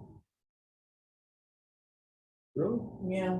Haven't heard anything about that? Nothing. I don't know if they're doing food though. No. I heard they weren't going to do food. I don't know. what if Monica went to that, we were kind of interested. But you should ask her. Give her the information for Saturday. Are we all set for Oktoberfest? Feels good? Yeah. Weather? I was not supposed to be involved as I am. I wasn't. We talked about so much that she knew. She was unbelievable. I like her. She's a great voice on the phone, great organizer. I think the firm you're doing so nice. It is. It's like a perfect night. So we just have to wait until 8, because we told everybody that we would reconvene at 8. Sure. Sorry, Jay. I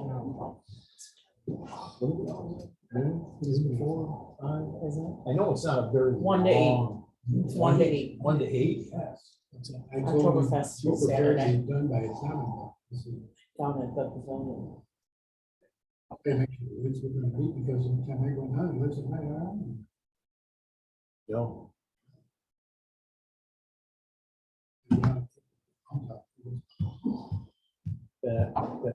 That's an everyday thing. It is. Every day. They just hang out down there? Pardon? Do they just hang out down there? They slept on. Really? Can't be too private. I told Chiefs I'm too cool, one in the morning, one in the afternoon, just sleep. Ask it moving, they won't see it. Yeah. They don't want to do that. Hate to do it. They want to show up. Yeah. One of them was disturbing a wedding. There was a couple that was celebrating their 20th anniversary. They were doing they were redoing their That's vows. terrible. Just small things, maybe like 15, That's 20, terrible. 15, 20 family members. 'Cause they got originally married in, at St. Francis. And so they wanted to redo their vows. And where they had pictures taken. Just drove in there, grass and I went through Cliff last week. You did? I feel like your house is just the delivery of animals. It has, well, they're about, Nice. one of them jumped out of the tank and I didn't find it. Oh, no. It was a crayfish. Ooh. The thing was dry, dusty. Put it back in the water, 10 minutes later, it's. Oh, my God. Kidding me, this thing, I mean, it was dry. Wasn't even flopping, it was just laying there. How far from it? Sean, we have a lot of people on the Zoom. Why? Something magical, it's just leave. It must have flopped. But So, the fact it's, I know a couple of people reached out just Yeah, because I they're think- working or they. Yeah. Yeah, if you don't spot it right away. I had to put it in another tank. The lid. What a brick. You got jumping cars. I named him Jordan Coyer. I Oh, love no. that. No. That's so funny. Yeah.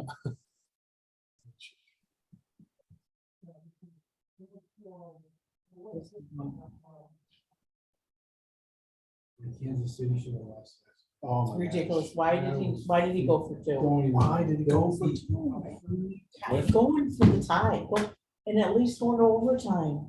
You would have had a Keep shot. them playing. I know. No. There were so many that, Something that He wasn't moving the ball enough and it weren't going for two. Right. Crosby wasn't. I'm nervous about Sunday. Oh, It's no. me. So when I want to see how many come back, but how many We're gonna crush 'em. How many can feel better? Yes. Yes. Back. You'll have Poyer. White should be back at some point this, Oliver should be back, right? Oliver should be back. They were licking their chops. and just- Oh, my gosh, because this is, the rematch. We already The only have thing one is- pizza here. Oh, I know. That's what we said we should order something. Yeah, or Brittany should have been here. I don't know what time she brought us the That's pizza. right. What was I gonna say? Kansas City. Yeah, why don't they ever come to us? Why do we have to go play them? Monday night, now they got Sunday, that's when they're too. I was reading about that. Somebody asked the same thing. Why is it always on Sunday? I guess it's some sort of complicated formula. Division playing each other. Division records. All like this Oh, really? mathematical. Gonna do it now, it's fine. I agree, it should be. Let them come here. Yeah, exactly. I'm not going anywhere. It's gonna be a big game. Here. AFC championship, Yeah, this week, conference championship. be nice to go out with a bang and get the guys, everybody get healthy. and finish it off. Yeah, because they got Green Bay when they come back, right? There's some Yeah. tickets in my little 336 for 427 a piece. It's Now I only paid $5.25 each for my seats, but they're selling this one game, Green Bay, Nuts. 427. And that's probably maybe like 34 seats in 336 alone. Really? People are really trying, it's Green Bay, it's an 8:20 game, so they're figuring, you know what, if I could really cash in and get like 60% of my ticket money back for one game, I'll sit at home. It's a smart decision, I guess. Christmas money. It's still a Brockport. We came here for a game and it was Green Bay. And boy, I just remember it was so cold. It was so. And, you know, I've seen, Aaron Rodgers play a few times, so it's like, you need to go. I don't need to go, but I want to go again. There's nothing like people. No, there was a spirit. Do you guys want to do a quick debrief for Jason? Was Jason the last one? of it? Yeah. Wow, what a finale. Depends on how long he goes on. Yeah. Oh, you're not gonna talk about the bridge, right? Got all sorts of things to talk about. The quicker I can make.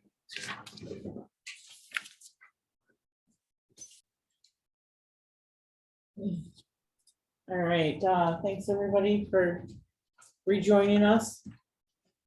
Just for transparency purposes, Mr. Clerk, we have Councilman Nocera, Councilman Rautenstrau, Councilman Mylan, and myself. And is everybody back in the waiting room, from the waiting room? Madam President, at this time, everyone has been re-entered into the Zoom meeting. Thank you very much. How many?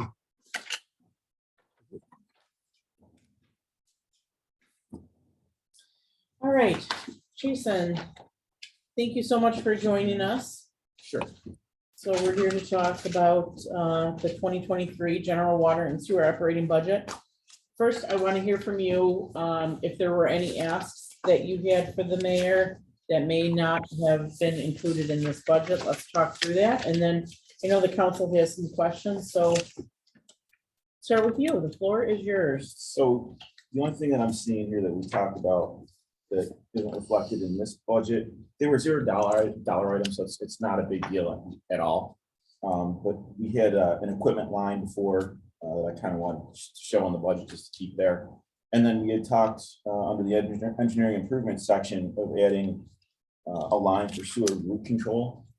And the reasoning for that is that based on, we're still doing the storm sewer investigation in Delawanda. And based on that, I know we've got a couple areas where roots are an issue. So we weren't going to necessarily fund it, but I just kind of wanted the line in there so we could add to it next year. But like I said, it doesn't impact the budget at all. So it's more of a clerical removal than Yeah, I just didn't want to see the line removed, like an equipment line. I may need equipment. I don't need anything this year. But if I have a piece of equipment that breaks, I need to replace it. I'd like to have that line still in there, even if it's just zero. okay. We saw an increase in professional services. Yeah.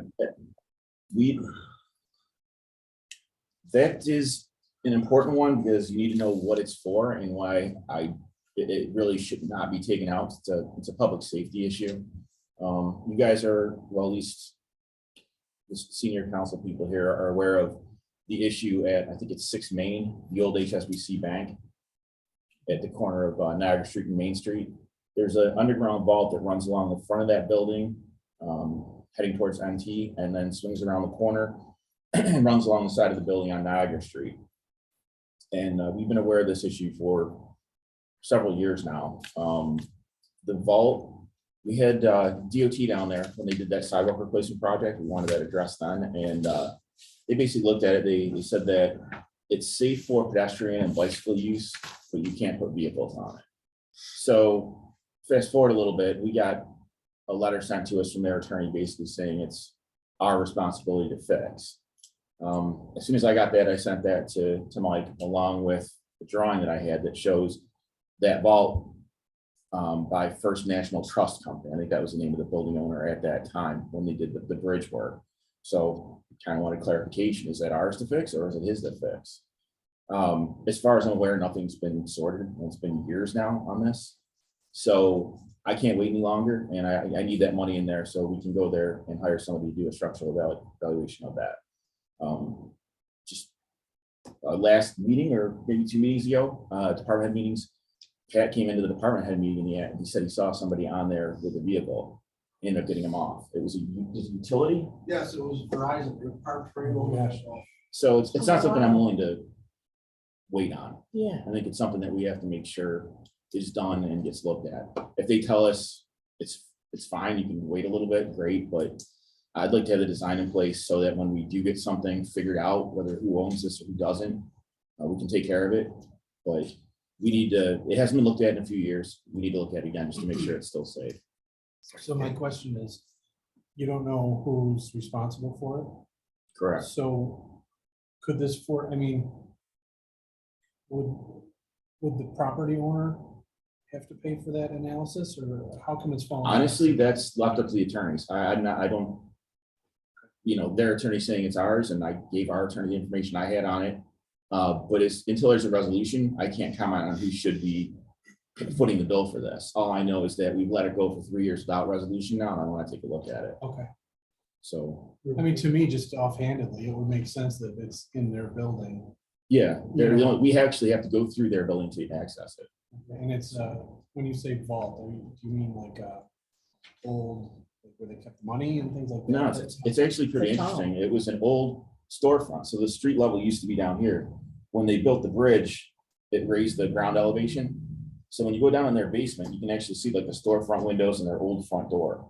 And that opens up into just this vault that it's probably what, 8 foot wide, maybe from front to back, and it runs from the canal or from the edge of their building at the canal around the corner at Niagara. The main concern is they sent a letter to us and put us on notice 2 years ago. So my concern is, I took a walk with Jason over there, is the fact that now that we have been sent a letter, put us on notice, somebody falls through, we're responsible because we knew about it, didn't do nothing about it. So that's the problem. So I don't know whether it's ours or not, but Mike is working on it right now. And every Friday I meet with him, what's going on Main there? Well, what do you mean? Oh, they didn't respond. So now he's jumping at me because now it's a concern. I'm scared to death. All during canal test, I was trembling, just praying that nobody falls through that. Just one pickup truck backs up in that, I was gonna go the whole time. At the very least, is there any signage or anything kind of saying, maybe no Well, yeah, vehicles? we're thinking about putting like a winner's Barrier. some type of barrier, yeah, like those poles. Bikes don't go through because if you go around the corner, it just goes to gut. Just to block it off, so nobody can get down. Mr. Clerk, Yes, Madam President. for transparency purposes, Councilwoman Lalanich has joined us, or rejoined us, I should say. Welcome back.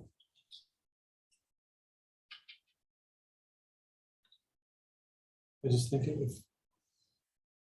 understand putting that barrier up. That also might be an admission that, hey, this is ours. I don't think it's theirs, It's interesting. It'll be interesting to see how that shakes out. because their wall comes Yeah. right down. Why would we let them shoot down? They actually have HVAC equipment down there too. So Well, and all their equipment, so they would move all their wiring and remove it out of there for their clothes. So they've got a lot of work to do if we keep it ours. So we need it defined.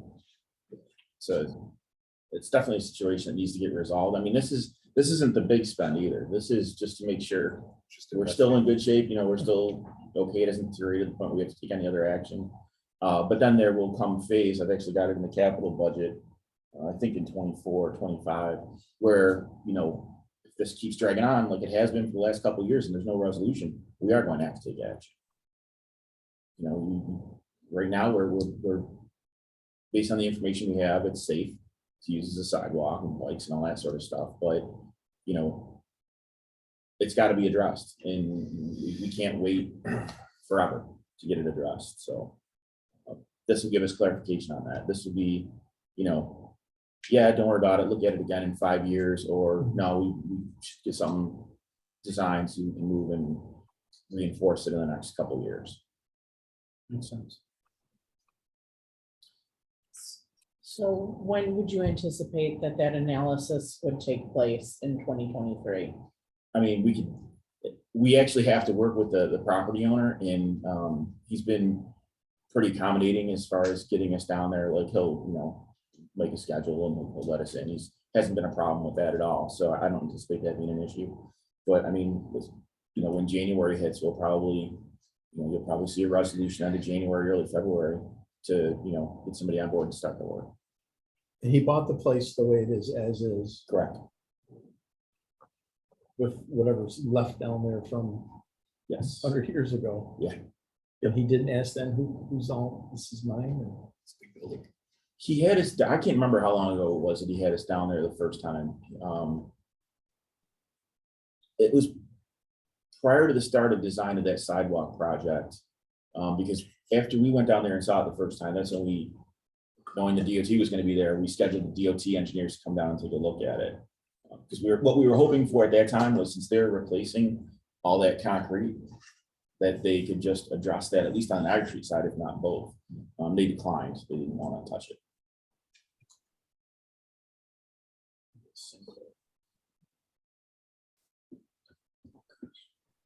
I mean, that's the other thing that's a little tricky, like, we can see that the beams underneath are pretty well corroded. But I don't know, we don't really have any details on that at all, because again, I don't know who built it. So I have no idea what the slab looks like or what kind of reinforcing is in the slab.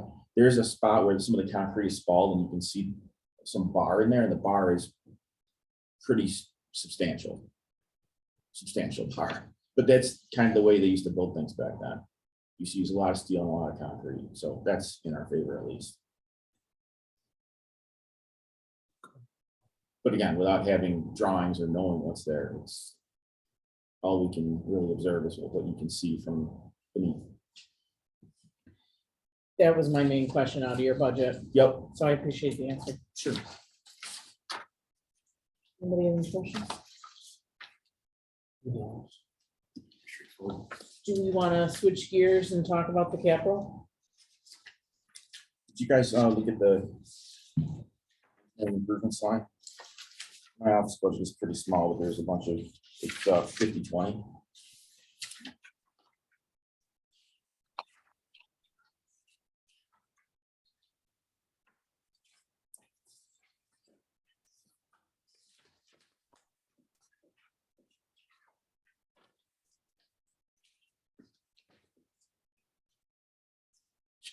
There's a couple small increases, like at Fillmore Groundwater and at Wales, and those are for lab cost increases that we've just been hit with. So we go out there, Brian and I take the samples ourselves and bring them to the lab and such, just the analytical prices have gone up in the past year, so that's cover that. Then we write up the reports and submit it to the state.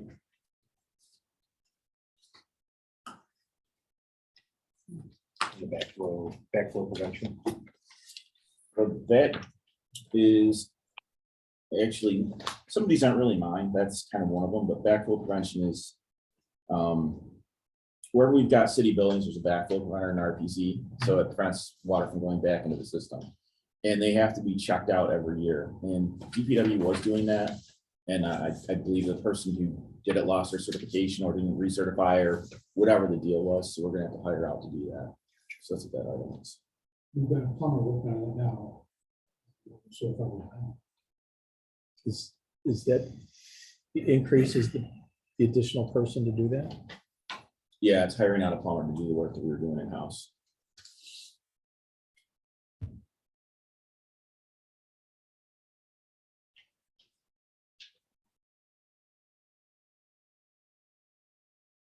Is the Riverwalk survey is not in here because we put it in for this year? Yes. Yeah, you guys are gonna see a resolution at the next meeting. There's a $1,000 increase coming on that contract, because when they redid the Riverwalk bike path, they pulled all the survey nails, so they had to reset all the nails so they can do the survey work. Were they in the way? Yeah, They were in the way. so I don't know why they did The it. survey, so no way. It's when the DOT came through, was it last year or 2 years ago? And they did that, so. But yeah, that's a every other year item that shows up. And relative to that, on the same page, we completed the Kohler Pool study. When will we see those findings? They're still working on that. It's not complete yet. But I can get a schedule. Manny's kind of more day-to-day lead on that. Okay, More her baby than mine. yeah,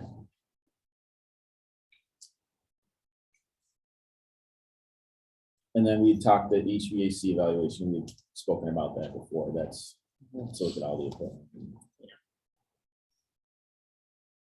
So sometimes it's hard to figure out where to put projects. A study like that has to go in the general budget. It's not going to necessarily lead directly to construction. But what there's not really anything here, it's a small amount, but there is a potential grant that can offset some of the costs of that. There's no real revenue side that at least not that I'm aware of. I used to not have revenue on my general budget stuff. It's only a few thousand. But typically when we get into capital, you'll see that's more clearly called out. You've got your project and then your revenue.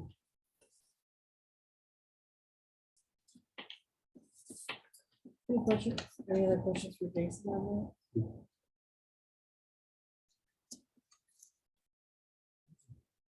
Any questions for Jason on the capital? Do you want to go over the capital? All right, we have a bunch of stuff coming up. Capital budgets are huge. A lot of projects, even for us, we're typically pretty busy. We've been doing, around 6 million. There's a lot potentially coming up in the next couple of years. But sidewalks you're all familiar with. We talked about that last meeting too. We were gonna leave that at 130. And then in conjunction with the CDBG one, it's down a little bit. That's the 200. Depending on the public hearing, if it's a typical public hearing and nobody shows up for it, we're gonna get an application in to do sidewalks in the low to moderate income areas. So, and that application is due the end of this month. Pedestrian bridge rehab replacement. Obviously, we spoke again about this last meeting as well. I sent the information you requested to the attorneys. Yeah. And I know you were looking for guidance on them on how we should proceed, so I don't, you guys probably haven't a chance to talk to them. yet. We have not heard back, no. I just, I put in the 2.5 as if we were gonna rehab. So that's probably my best guess as to where we're headed.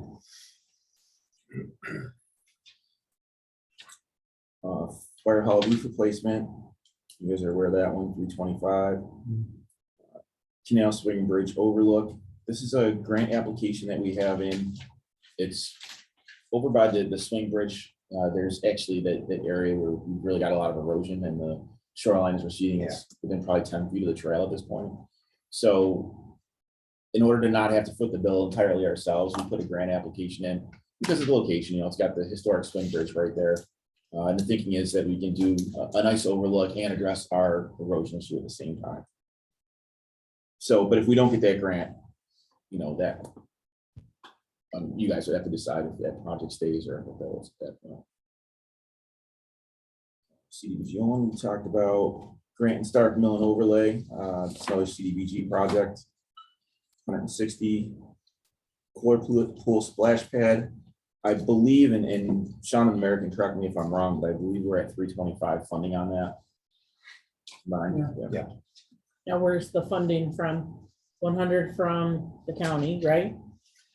I expect an answer in the next couple of days in regards to some state funding to make up that difference. Okay, so we're not at 325 yet. We have the commitment for the one. 150. Okay, 150. Okay. Okay, yeah, I don't have an answer. okay, all right. Police Department gun range structural repairs. This is, if you go into the basement of the gun range down here at City Hall, there's an area that's located, that side entrance that we have on the building? There's a little roof over it, And you walk in, there's a flat landing as you go through the doors, and then there's stairs up in the police department. There's been water intrusion in that area for quite a bit of time.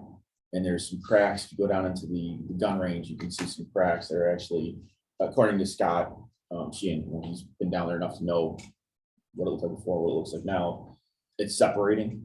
So we've got some rusting reinforcing steel that's starting to pop the concrete down there.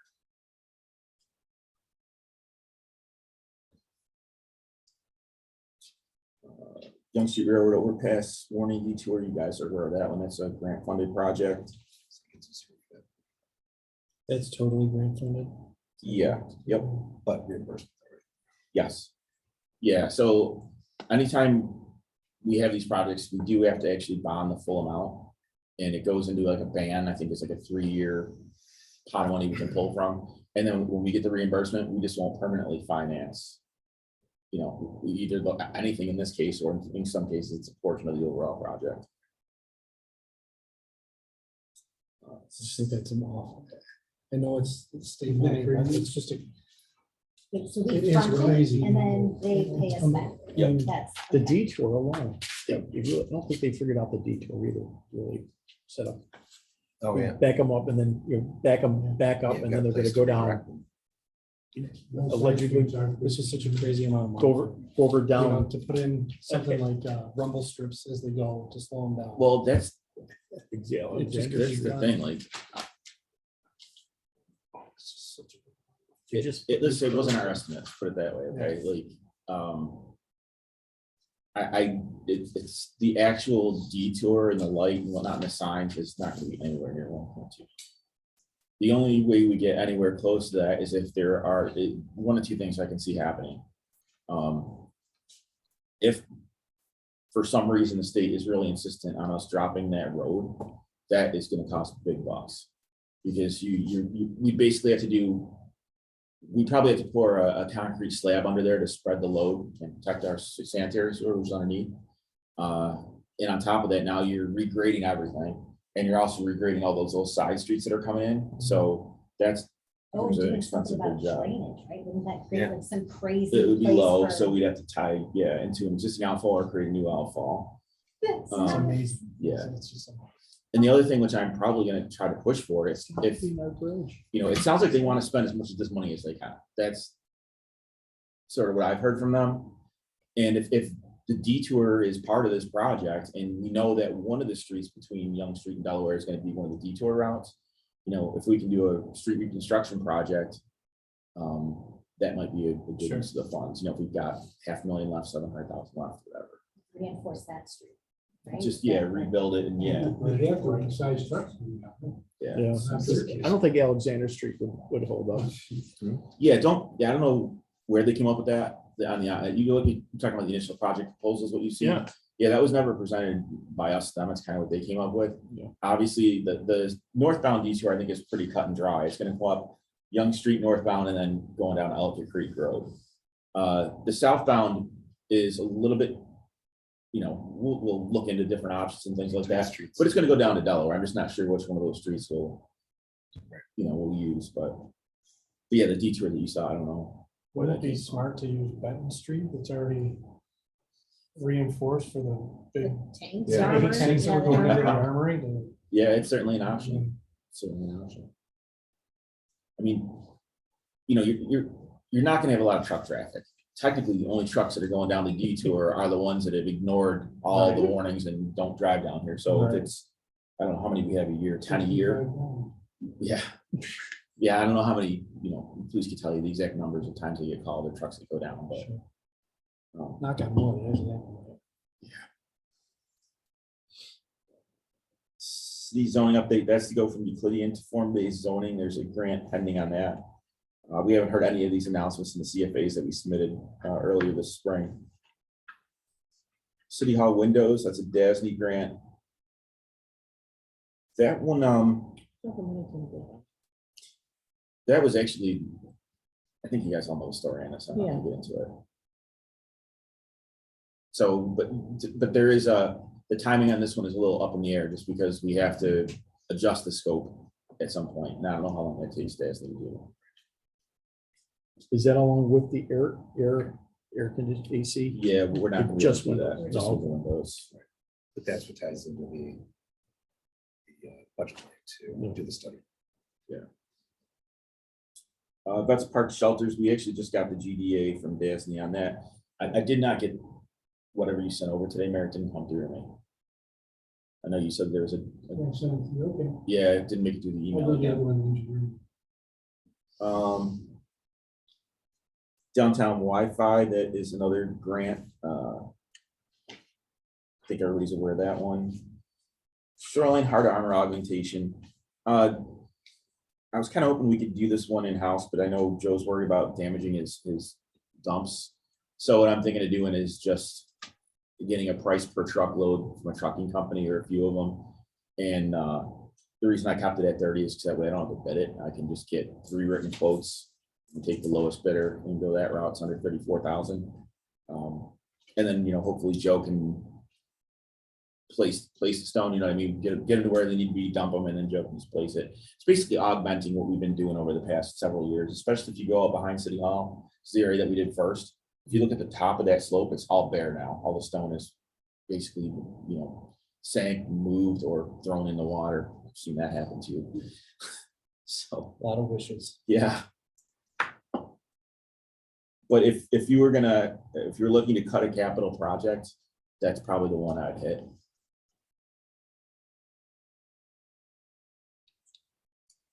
Sewer fund project. Delaware Storm Sewer Design, like I said, they still have to do, there's a 42-inch that they have to get through, and they have to do all of Delaware yet. And then they're closing in on the end, but they still got work to do. Once we get those tapes, we can review them and put together a design on that. Sanitary sewer post-construction evaluation. This is the last item in our consent order. So after we do all of our sewer work this year, we complete phase 10. Next year, we have to do a system-wide sanitary sewer monitoring program. So we'll have meters throughout the city, collect data, and basically put a report together for the DEC so we can look at where we were prior to the project starting and where we are now.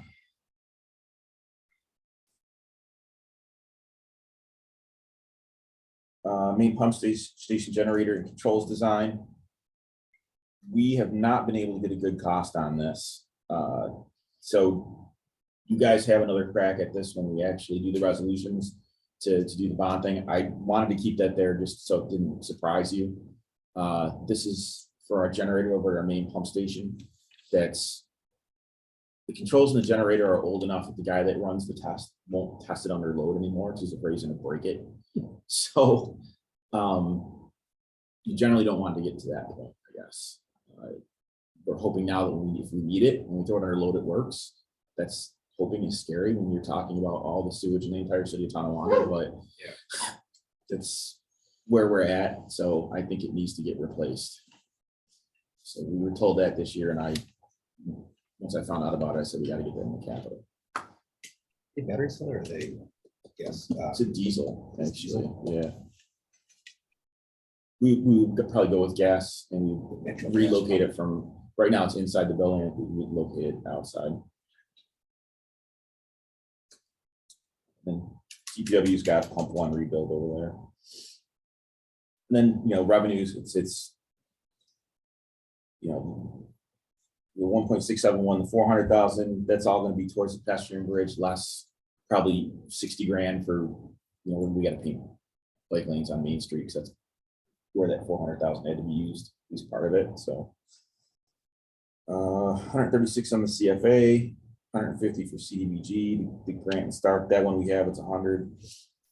Splash pad, again, on mine, I know it's probably not highlighted on yours. On mine, it's highlighted, just says, Mayor and Sean working on funding. Railroad overpass, city zoning updates. Those are all City Hall windows, Vets Park shelters, downtown Wi-Fi. Those are all the revenues to offset the cost of those projects. Does anybody have any questions on next year capital?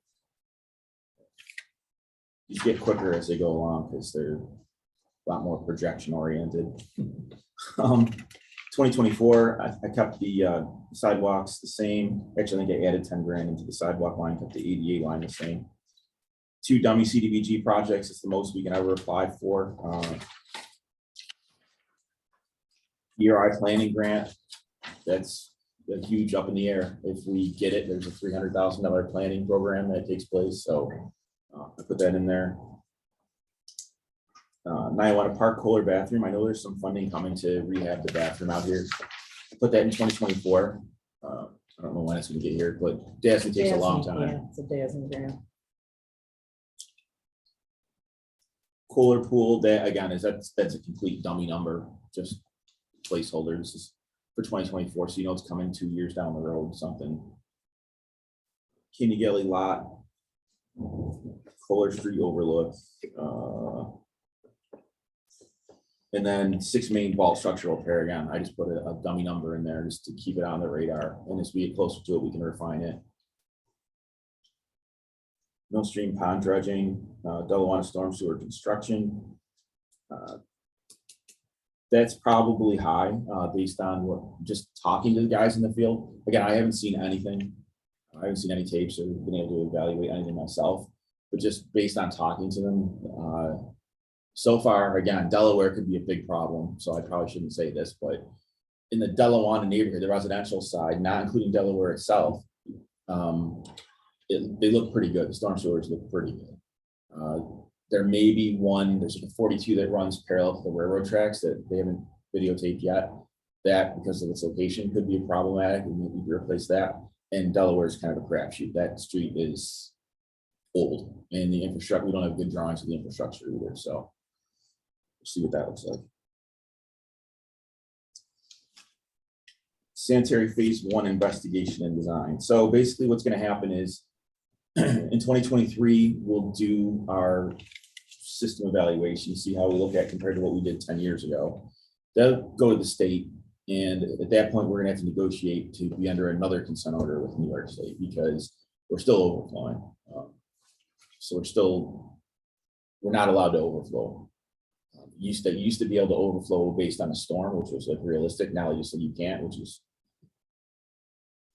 tell, people who write these things don't necessarily know what they're talking about. You know what I mean? You get 10 inches of rain, you're gonna overflow. But according to this, we can't. Well, it's gonna happen. But anyway, I know there's what I'm hearing is there's one place that's a few months ahead of us that already started negotiations with the state. And it does sound like they are gonna push private side. And that's all that's left once you fix the public side. So, we'll have to strategize on how we want to do this, if it's going to be an investigation on the private side. If we want to see if we can push towards storm, as that's a possibility. Just keep in mind the storm sewers are older.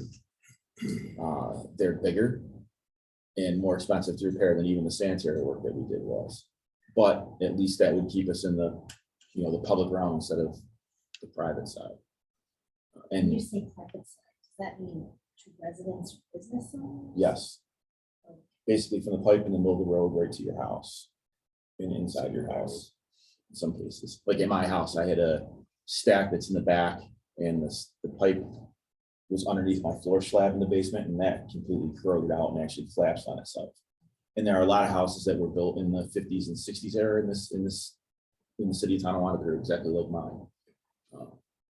They just used to use like fly ash around the outside of these pipes and just kills the metal. Yeah, to the point, you pull it out, you can go up this. Pretty much just have a faucet in there that's directing your water. Your first house. The water's just doing it out of habit. Yeah, pretty much. Well trained. So you get the groundwater, to come up, and there's no bottom of your pipe. All that water's got a direct line into our sanitary sewer. And that's why, in dry weather, we're under 2 million gallons per day, 1.9, 1.8 when it's dry out. And when it rains, with really bad rains, we could be close to 20. That's 2 million gallons of sewage and 18 million gallons of groundwater. That's magnificent.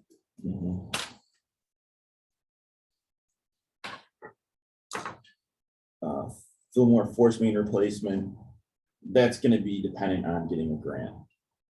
I know there was some discussion, that I had with, I know we talked about it and we talked about it. If there was money available potentially, based on some things that we've seen in other municipalities for bigger wastewater projects, that would be something that we could look at. There's no immediate concern right now, but a couple of years ago, we had a blockage in that force main, and we were basically discharging in the creek for almost 2 full days before we got them open and running again, so. And that would be a directional drill if we did that. And then just associated revenues. 25 looks worse than it is, just because I put in, if we get the DRI, Niagara Street configuration, Main Street improvements, canal document, those are all DRI projects. We don't get that goes. Fletcher Street Bridge replacement, that we're gonna apply again for Bridge New York when that comes out. So I think that would come out and we would actually get the grant 25 if we were lucky enough to win it. But that is a bridge that's on our radar. And I think everything else is pretty much the same. It's the next phase of investigation and another first phase of construction for sanitary. And then Mill Pond Storm Sewer. Again, this is that sewer that we know we have. It's in bad shape. It's in Millstream. It ties the pond right in the middle of Millstream to the creek that runs behind Luxon Drive. That pipe's collapsing. We know it's collapsing. We also know it's on private property. I can't do anything to fix this until the legal issues get sorted out with the property owners. And this has been in the same stalemate for years. Is it multiple property Yes. owners or one single? No, multiple, basically everybody. What it's Ridgedale Circle, and then what's the other street right off of, if you come off the Twin Cities, you go on Luxon. It's the end of Follett. I've drawn a blank the name of the street. But between those two streets, all those yards back up right to each other. So there used to be a ditch there, an open ditch, and people complained about the ditch, so we put in pipe and we buried it, but we never took easement to the property. So now you fast forward 50 years, the pipe is corroding and we can't get on there to fix it. And people have built fences and sheds and all kinds of stuff on their property that would have to come down and we'd have to pay to replace as well. So this, honestly, Jenny, you've probably seen this project like 7 times. We just keep pushing it because I can't do anything until we get this legal resolution. And what's the legal resolution seeking to do? Like get them to sign back over? Whatever the Give us- legal procedure is to get easement Okay. to do the work, so we can legally go onto private property, dig it out, fix the sewer, and then restore it. So my backyard has the whole statements. Yep, just a pitch. Yeah, runs through mine, but when I bought the house, there's a whole bunch of rigmarole about the easements that are involved with it, access to it, replacement value, because they couldn't identify exactly where it is in proximity to the pool and the garage. So there's an additional add-on insurance plan for replacement value on that stuff. Yeah, There's fun ditches, and canals that still run through the city of Honolulu. yeah, that was open too. We buried that one. Yeah. And then, of course, the associated revenues for those projects. 26, it's probably not really worth going through 26 and 27. The only thing on 27 that I have like somewhat certainty on is probably we'll need an engineering vehicle in 27, just based on my last 2 cars I had, they lasted 13 years. And then at the 13th year, both cars had to get taken off the road because the frames had rusted through. So I'm assuming this one's gonna follow the same pathway, so. Joe's son. All right, any questions for Jason? Thorough as usual. Thank Yeah. you. Thanks for coming in. Sure.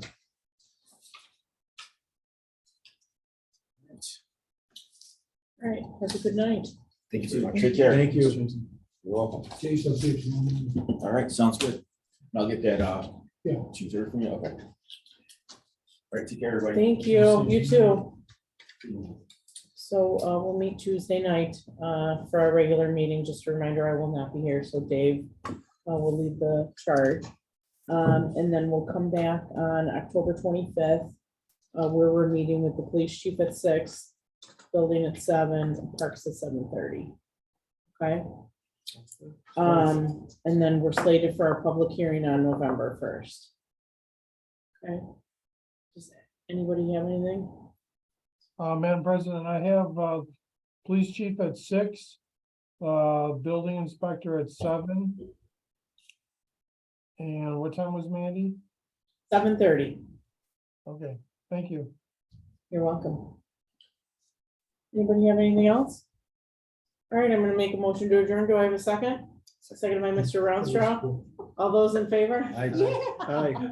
Thank you, everybody. I remember.